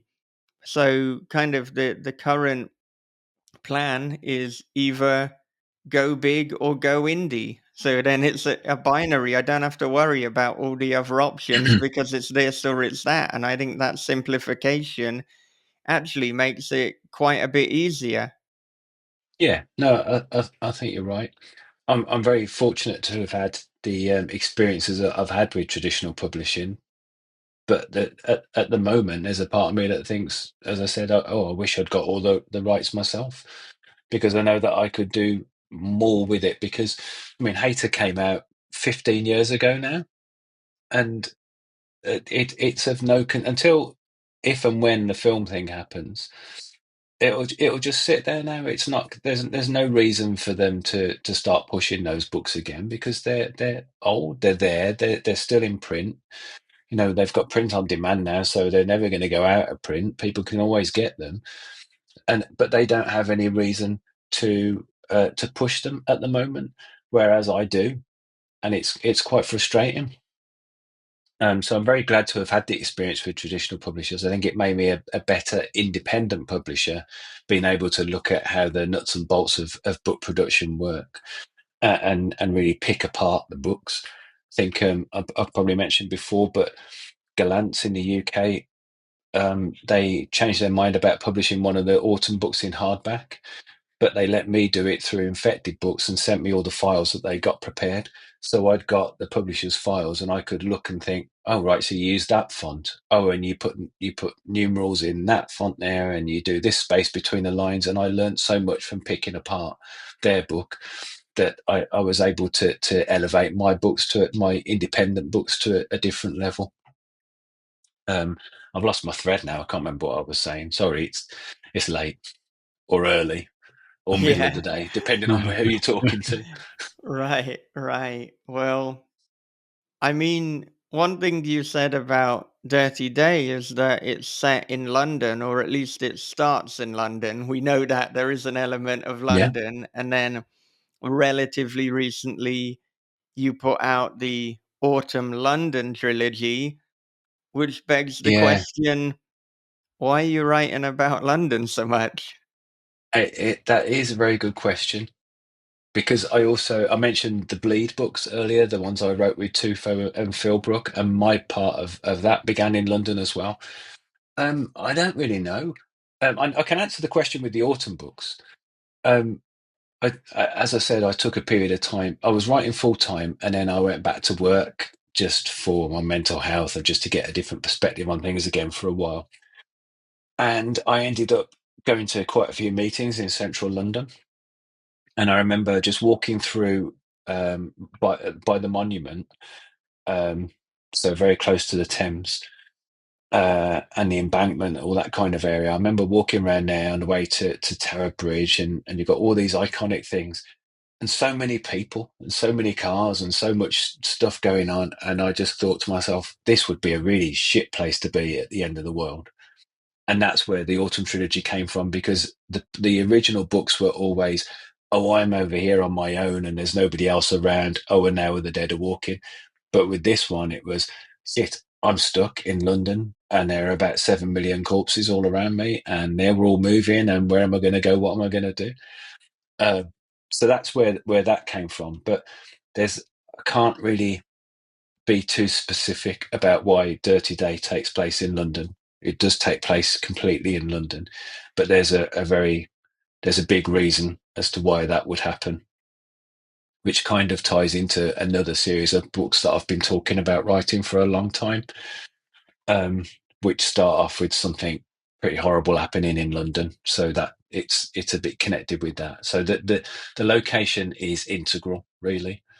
Plus, people know London and they know the landmarks of London, and I think people can. How many people have been to visit London for the day? And oh yeah, we went to the Shard. Oh, we saw the London Eye. Oh, we walked around Parliament. You know, I think it's a lot of people can identify with the places where the books take place, which is easier than writing about the back street of Harborne or Longbridge or wherever I happen to be in Birmingham or Kidderminster. I think everyone should write about Kidderminster, if only to disparage it, but we're not going to talk anymore about Kiddy. What we are going to hopefully talk about is, can you tell us anything about this trilogy of London books, or this trilogy, I should say, set in London, where something very horrible happens? I want to know what happens. But, oh, what do you mean? The future books I haven't written yet? Or are you Yeah, talking about yeah, the you autumn gave books? us a little teaser there.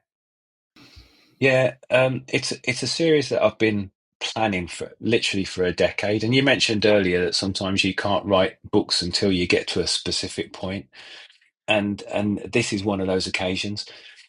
The series is called The Spaces Between, and the spaces between really refers to the fact that it's the gap between what we're told and what's actually happening, and the it's very Quatermass like. I don't know if you remember Quatermass.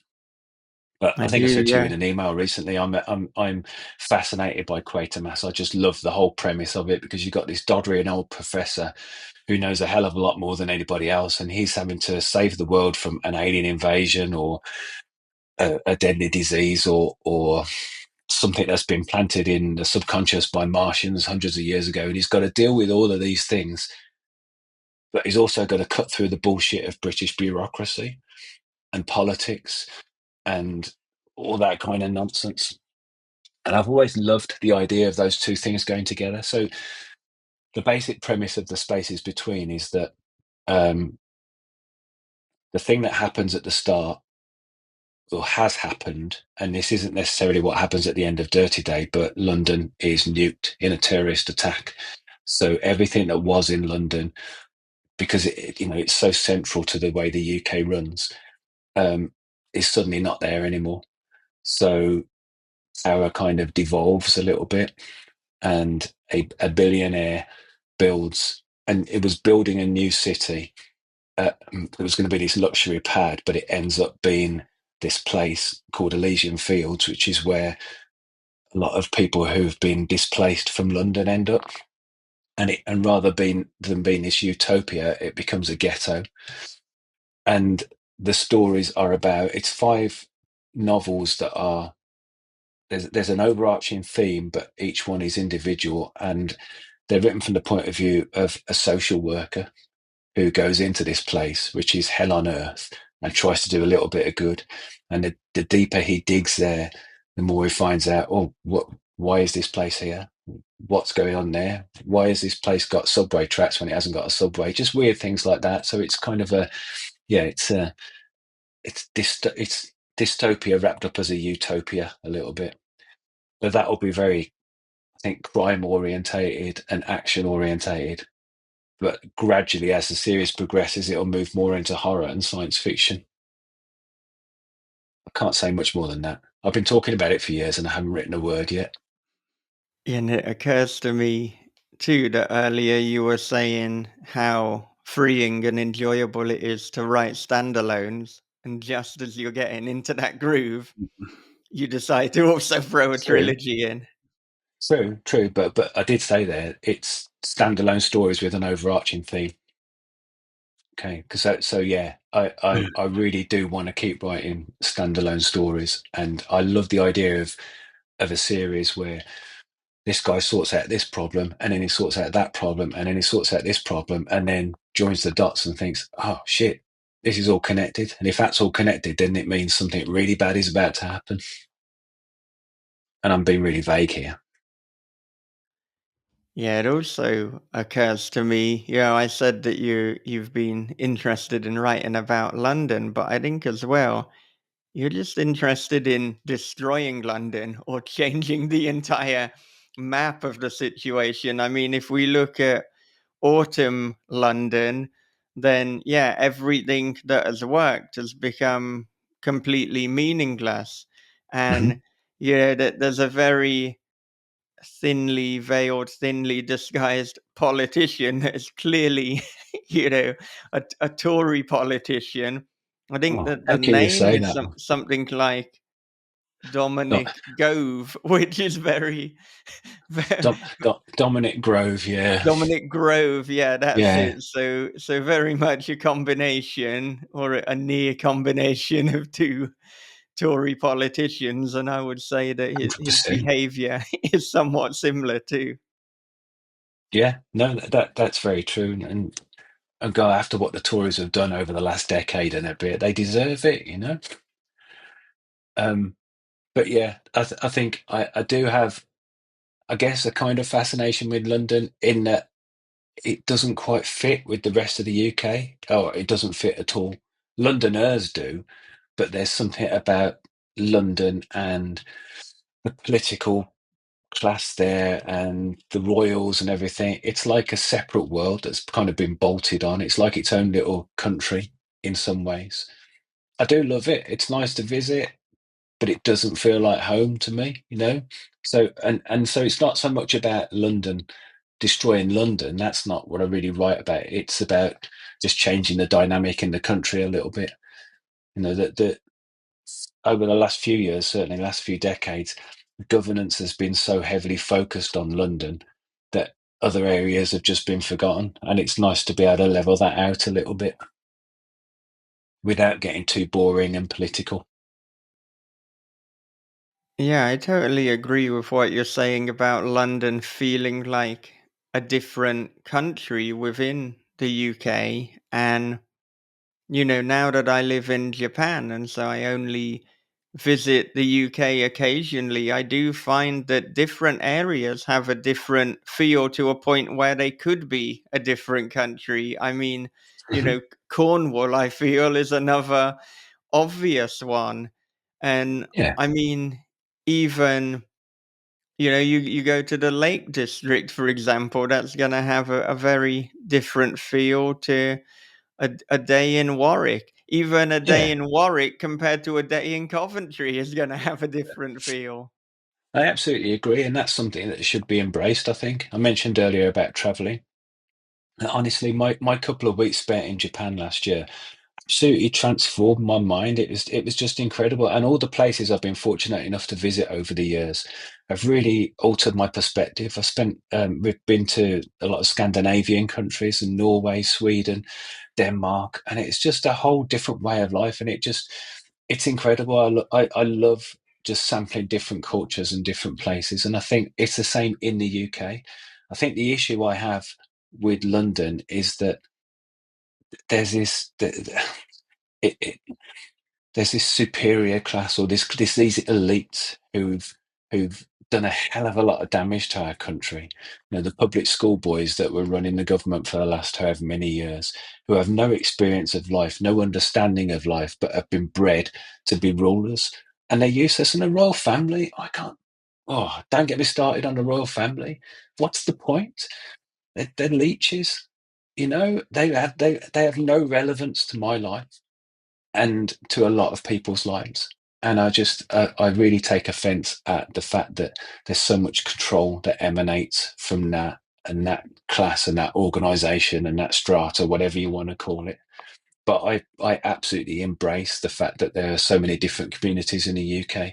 And it's like, even we're joking about Kidderminster, but even Kidderminster, Stourbridge, everywhere's got its own different feel. And that's brilliant and that's incredible.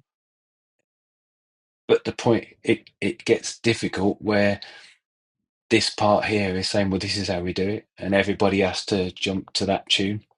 Does that make sense? Yeah, yeah, it does. That's my London issue.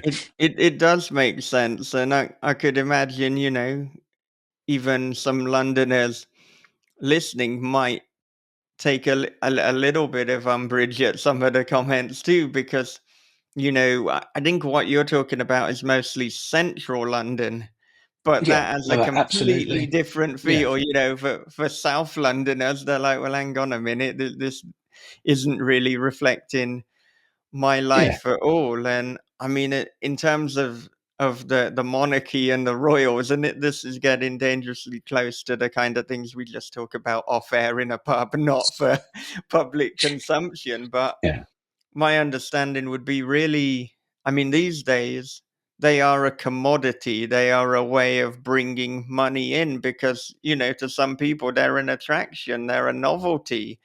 yeah. And, back in the day, they did have power, they did have control, but it's almost just for show now. But yeah, That that and that is true. It's a bit of a sore subject this weekend because there's been a lot on the news about how the royal estate, that's probably the wrong term, but there are there's stuff like they're charging the NHS an extortionate amount to use some part of their grounds for storing ambulances, and you think, well, hang on, why we're paying you this fortune, and then you're then charging our health service to increase your fortune. It's crazy. I don't get it. I appreciate that people like to go to Buckingham Palace and that kind of thing, but I think we've deviated to a ridiculous extreme. Yeah, so I think, what you said there, it doesn't feel right at all. What they're doing is like, by all means, let's kind of charge people in terms of bringing tourism into the country and making some money off the royal family. But for goodness sake, if you've got an area where we can store some things for the NHS that is under crippling strain at the moment, then we should be taking money from from other countries and from tourists. We shouldn't Yeah, be then taking it from the people who you're purporting to help. no, but you're absolutely right, and I'll be honest, that stuff does get recognised in the books, in Dirty Day in particular, when a character finds herself in an underground car park that's gleaming and it's never been used, and there's a conversation about, well, who can afford to drive in London, who can afford to park in London, and it's yeah, there's plenty of money in London, but it's only in a few people's pockets. Mm-hmm. There we Yeah. go. We never Yeah. go the direction we're expecting to in these conversations, do we? I mean, the trick there is to just not expect anything in not that I don't expect anything, but not to have a specific expectation. Honestly, sometimes I forget. Occasionally, I'll go for a walk and I'll listen to the podcast with you interviewing authors, and then, but when we're talking, it's just like three mates in the pub, like you say, and I'm thinking, I have to keep thinking, oh shit, people are going to listen to this. What have I said? Yeah, yeah. Well, I do find, and I'm sure this is the listener experience too, that each episode is wildly different. So you'll have some where we don't really talk much about, the book that the author has recently released, because there isn't a specific set agenda. This isn't like the Richard and Judy book club or anything like that. Thank goodness. Yeah, thank goodness. But then you will have other ones where it's like we actually do pretty much just talk about the book. I tend to find, interestingly, that's more with short story collections, because there's so many stories, within that book, that if you were Mhm. to talk about other topics, you're not going to do it justice. That makes sense. Anyway, you've given some airtime to Shadowlocked, and I'm very appreciative for that. So thank you.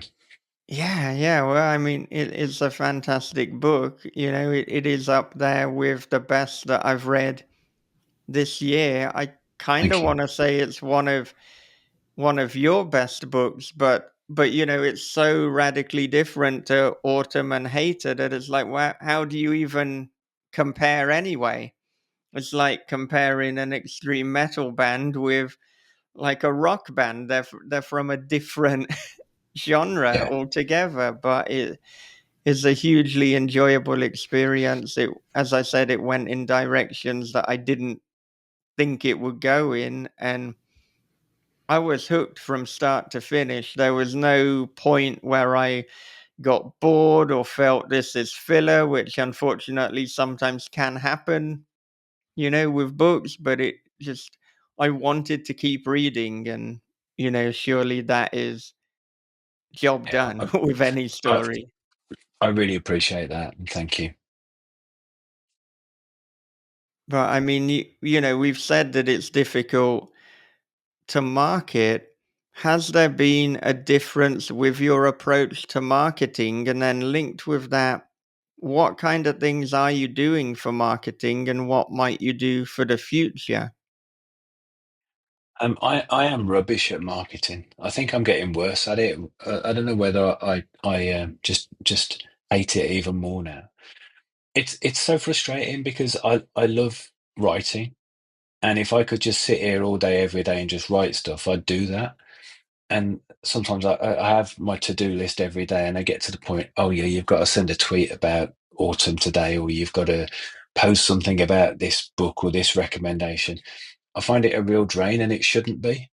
So I'm consciously trying to get more visible and just put more stuff out there. So more, if I haven't got, I'm not going to keep beating people around the head with my book if I haven't got anything new to say on that. I'll talk about what inspired it. I'll just do general film recommendations or just loads like that. But I'm just trying to be more visible so that people see my stuff more of the time. But I'm acutely conscious that I feel like I'm just talking to the same people all the time, and that's not going to serve any purpose for me, and it's not fair on them. It's going to alienate them, if anything. So I'm just trying a few different new approaches. One big thing that I'm doing right now is I'm serializing a new novel as I'm writing it. And the only criteria for getting your hands on chapters as and when they come out is to join my mailing list. That's the hook. That's that's the trick. If you join my mailing list, you'll get to read this book. It's not quite as it's been written, but it's each month I'll be uploading chapters. There'll be the second lot of chapters will go on this week, and a new newsletter will go out. And that's a very different book again. That's a more traditional horror kind of novel called Kemberton, which is about a lad who suffers with selective mutism, which I don't know if we've spoken about before, but our youngest daughter was selectively mute for about 9 years. And basically it's an anxiety disorder where, because of some trigger in their life, they become too anxious to talk, and other than in certain situations. So our daughter would talk to us, and she'd talk to her sisters, but only in the house. Whenever she was outside the house, from the age of about um, 3 until she was over 10 years old, she wouldn't speak at all. So that's huge challenges for them, and huge challenges for everybody who's trying to interact with them and talk to them. And so the main character in this book is selectively mute. He's a 9-year-old kid who went through a real trauma when he was just a little baby, and he stopped talking. And it's how the rest of the world interacts with him. And again, I can't say too much because I've said literally nothing about the direction this story is going in. But it's going in a very random direction, and you won't expect what's going to happen to this little boy. That sounds terrible.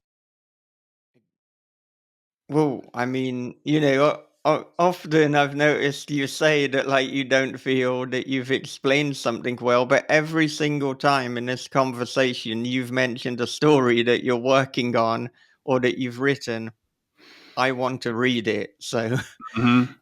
Well, that's good. Thank you. That's nice Yeah, to my know. credit card is ready for this one and for the series that you haven't written yet.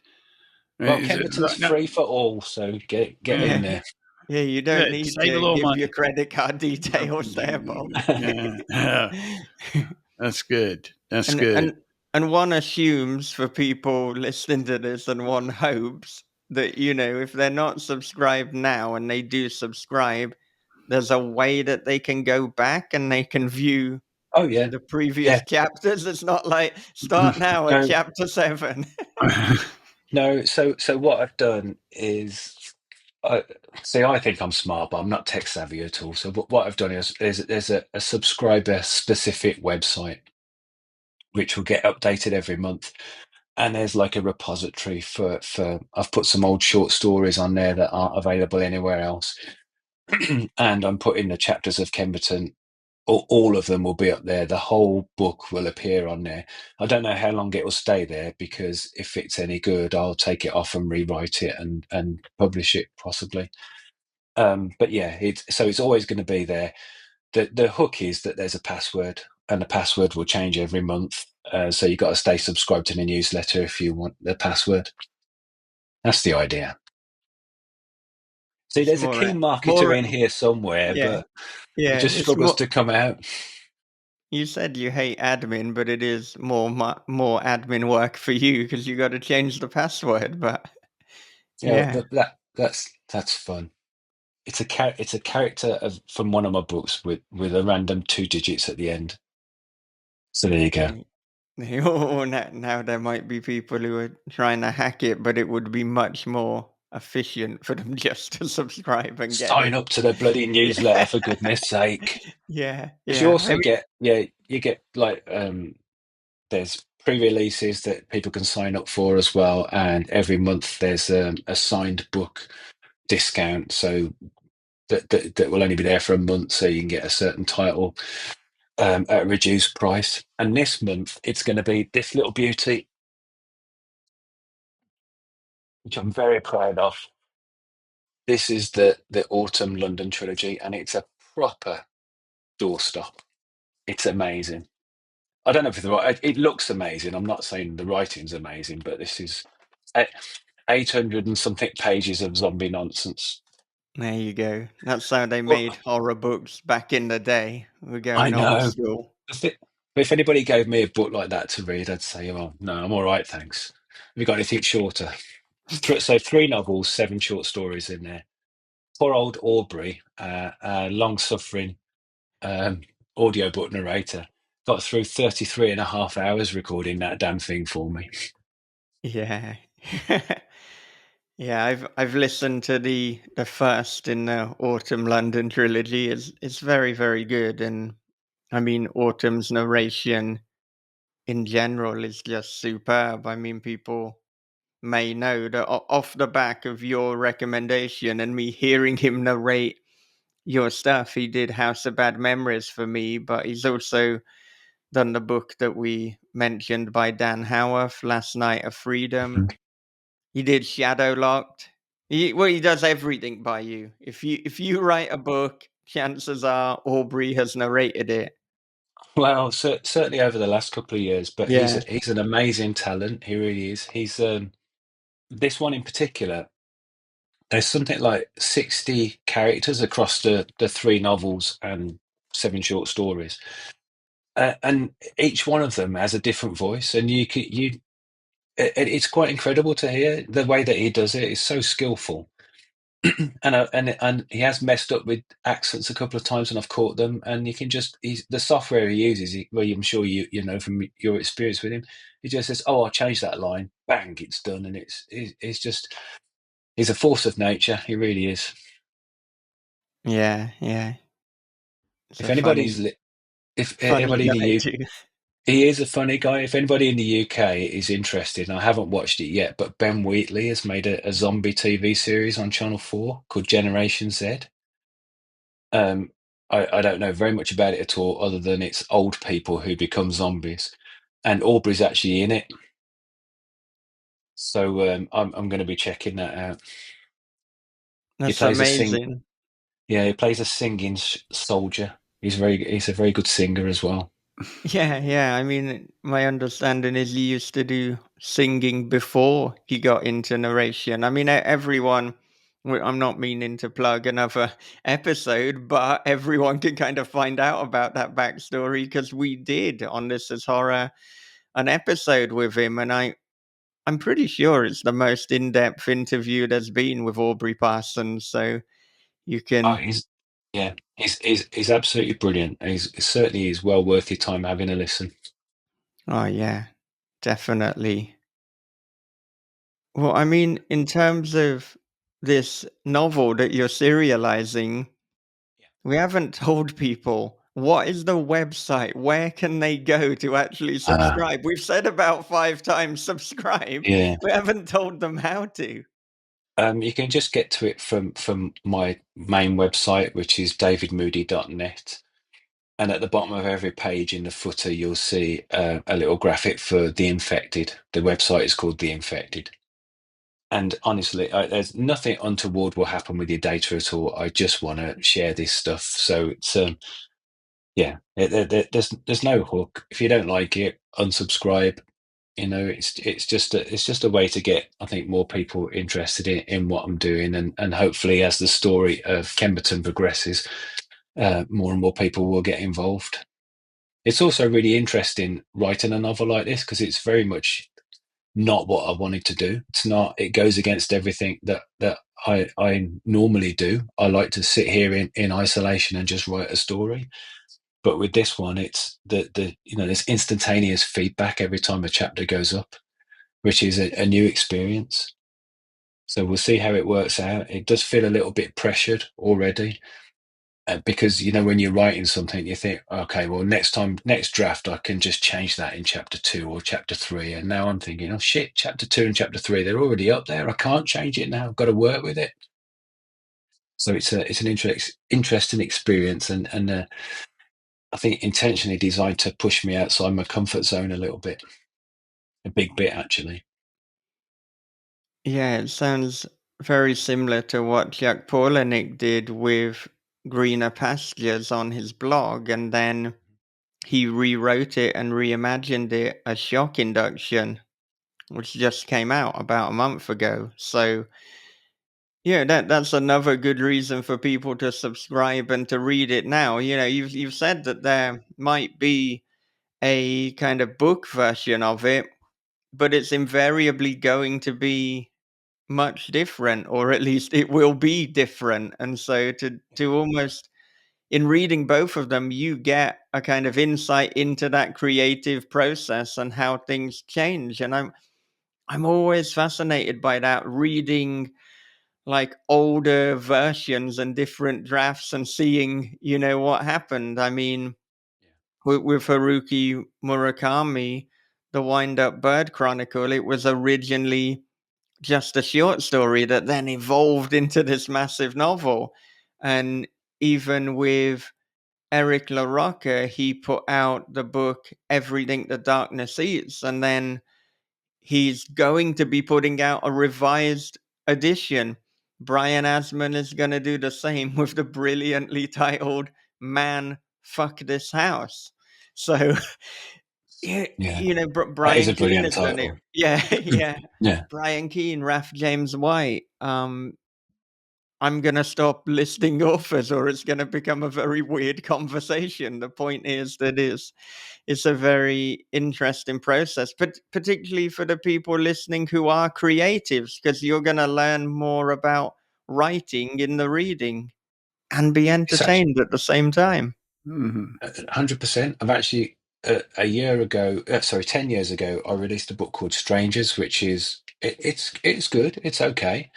But I wanted to go back and have a look at it, so I've just looked at that and re-edited it and really tightened it up.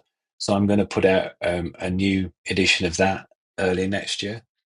But again, yeah, people can look at the differences between the two and just see how I've progressed or regressed, whichever way they want to look at it. Yeah, and I'm sure different people will have different opinions on the basis that Yeah, you can't satisfy everyone, nor should you try to.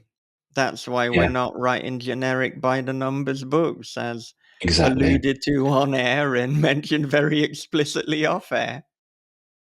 You can't please any of the people any of the time. That's my philosophy. Yeah, yeah. And I mean, you mentioned that the serialized novel is dealing with a protagonist who has selective mutism, and then your Hmm. own daughter having it from 3 years old to 10 years old. I mean, when did you find out that she had it? Because obviously, at 3 years old, communication is limited anyway. So I can Yeah, imagine that maybe it took a while of having it for you to actually realize what's happening. And you, sometimes a kid just decides they're going to be a bit quiet. So yeah, what and went on that's there?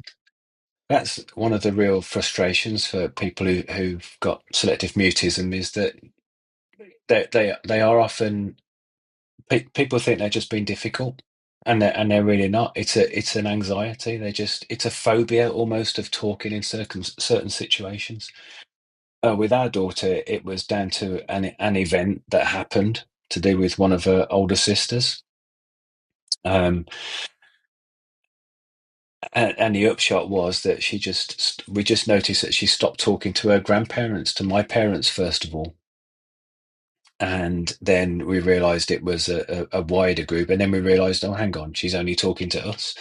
And then she started at nursery, and nursery tried to get her support. And then it wasn't until she got to school, so 5 years old maybe, that we had, I'll say, a diagnosis. Is that right? That's the first time. I'm loath to use the word label, but that's the first time we had we had any kind of idea of what it actually was, and that it was a thing, and then we could get some support. Things are a lot better now. That was 2005 that we first heard the term selective mutism, but now it's much. There's a lot more knowledge of it. I think I wrote something on my website last week about it, and there was even a BBC article last week about teenagers that suffer from it. That, to all intents and purposes, they're kids who've developed normally. They just have this phobia of communicating, and it becomes an enormous issue for them and for the people around them. It's not the main crux of Kemberton, of the story. It just so happens that this poor kid is cocooned effectively, and it's just the effect that it has on him, and then various events that take place later on in the book kind of push him. I'm not going to say. I can't. I'll leave Yeah, that for newsletter subscribers to discover in about a month's time. right. Right, and I wonder with selective mutism, and I've had like a number of students in my classes over the years who have had selective Really? mutism. Yeah. And I mean, I'm wondering, for people listening, I mean, what advice would you give for those who want to support people who that they interact with or that they come across that have selective mutism? I mean, firstly, if they're in a situation similar to you where maybe it's happening with someone really close to them and they are talking to you but not to other people. Mhm. And then on the other hand, if you're one of the people that they're not talking to, what can you do best to support them? I think the key is take your lead from them. The absolute worst thing to do, the thing that you don't do, is try and fix them, because you won't. Because the in my experience, kids who are selectively mute, they hate attention, and that's part of the problem. They don't want to draw attention to themselves. So if they, I mean, all of our daughter's classmates were told that when she speaks, because she will, that most kids do eventually. When she speaks, you just shrug and you just carry on like she's always talked. You don't make a noise out of it, because if she'd suddenly said something in the class and everybody had reacted, she'd just go back into her shell again. So it is about just, yeah, not punishing them for it and not drawing attention to it.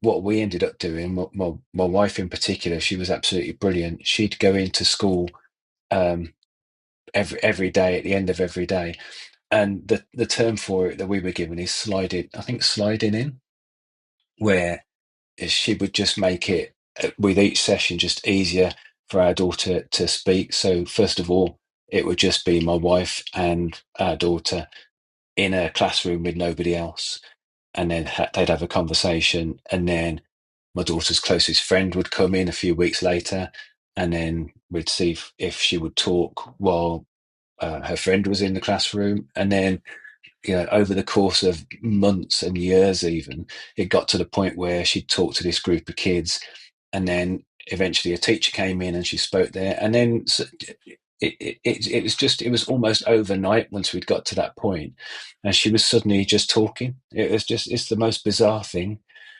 But it is a phobia, and when they get over that phobia, they communicate as they've always wanted to, and that's the key. I think they want to talk, they're just too scared to.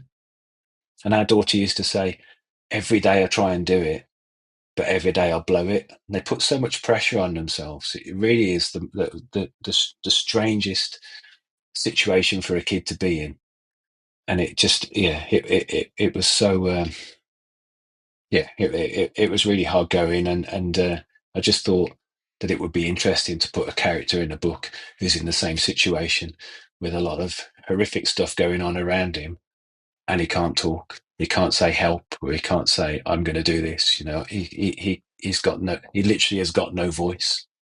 Mm-hmm. Yeah, it's very strange how we can see something like that and immediately think that there's something wrong, here, and realize that the reason why they can't talk is simply a symptom of something else. Yeah.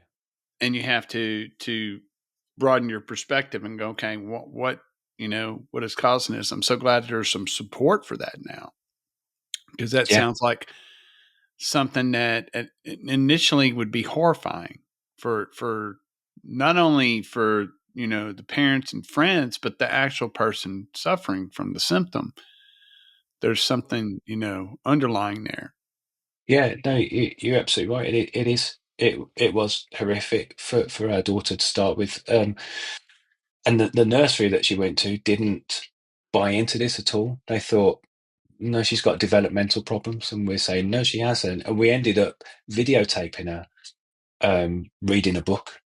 And then Lisa took the tape in and said, hey, watch this. And so the teacher sat there and watched her interacting normally and reading a book and doing all the things that they said that she couldn't do. And that's the only way that we could convince them that there really was an issue. Right. But yeah, as I said earlier, the one of the saddest aspects of it is that people just think they're being difficult, Mm-hmm. and that they often get overlooked because they're quiet, and people think, oh, well, they're just going to sit at the back of the class and they're not going to be a nuisance, they're not going to say anything, so I'll just ignore them. Mm-hmm. Mm-mm. We Yeah. have been all round the houses in this conversation tonight, haven't we? Mm-hmm. Yeah.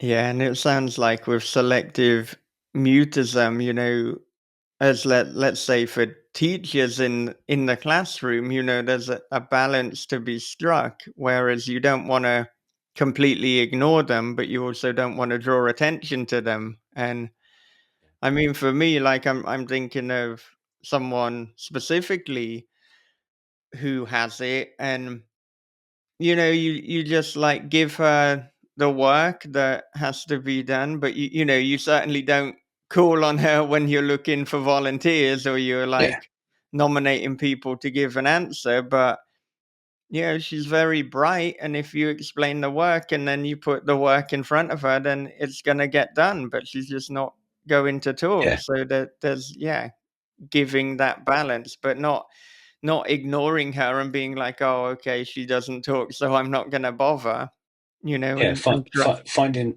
a happy compromise is a good thing. And I know one of the things that the school did with our daughter was to give her a little chalkboard, so that rather than give an answer, she could write it down and show them.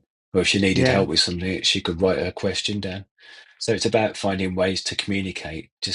I think the ultimate aim has got to be to put that person in as comfortable enough a position that they feel that they can start talking. But it could be a long haul. It was for our little one. yeah, yeah. Well, as you said, I mean, this has been a wide and varied conversation, as it always is. They So, always are. Yeah. yeah. Thank you so much, though, for taking the time and for staying up so late for this conversation here. No, it's been an absolute pleasure talking to you both again. I really enjoy it every time we do it. I've just got to Yeah, tiptoe into the bedroom now and not wake her up. yeah, yeah. That's it. Well, I mean, where can our listeners and viewers connect with you? The easiest place is my website, as I've mentioned, davidmoody.net, all one word. There's links to all my social media there, and I'm on all the usual and unusual social media sites. So I'm not going to call it anything other than Twitter, Facebook, Instagram, and all the more obscure ones, Blue Sky and Threads. I even opened a TikTok account and tried that, but it's going to take a bit more getting used to that one, I think. Yeah, yeah. All right. Well, do you have any final thoughts for our listeners? How could I sum that conversation up with a final thought? Could be a That's very difficult. completely different thought. Well, the one thing that I would love to say is it would be great if people would check out Shadowlocked, because I'm very proud of it. I'm really pleased that you two enjoyed it. And it would just be lovely if I could expand its audience a little bit. So yeah, please check out Shadowlocked. All right. That's not a thought, that's an advert, isn't it? Well, you get that one for free. Thank you Thank very you. much for joining us. Thank you again. It's been a pleasure.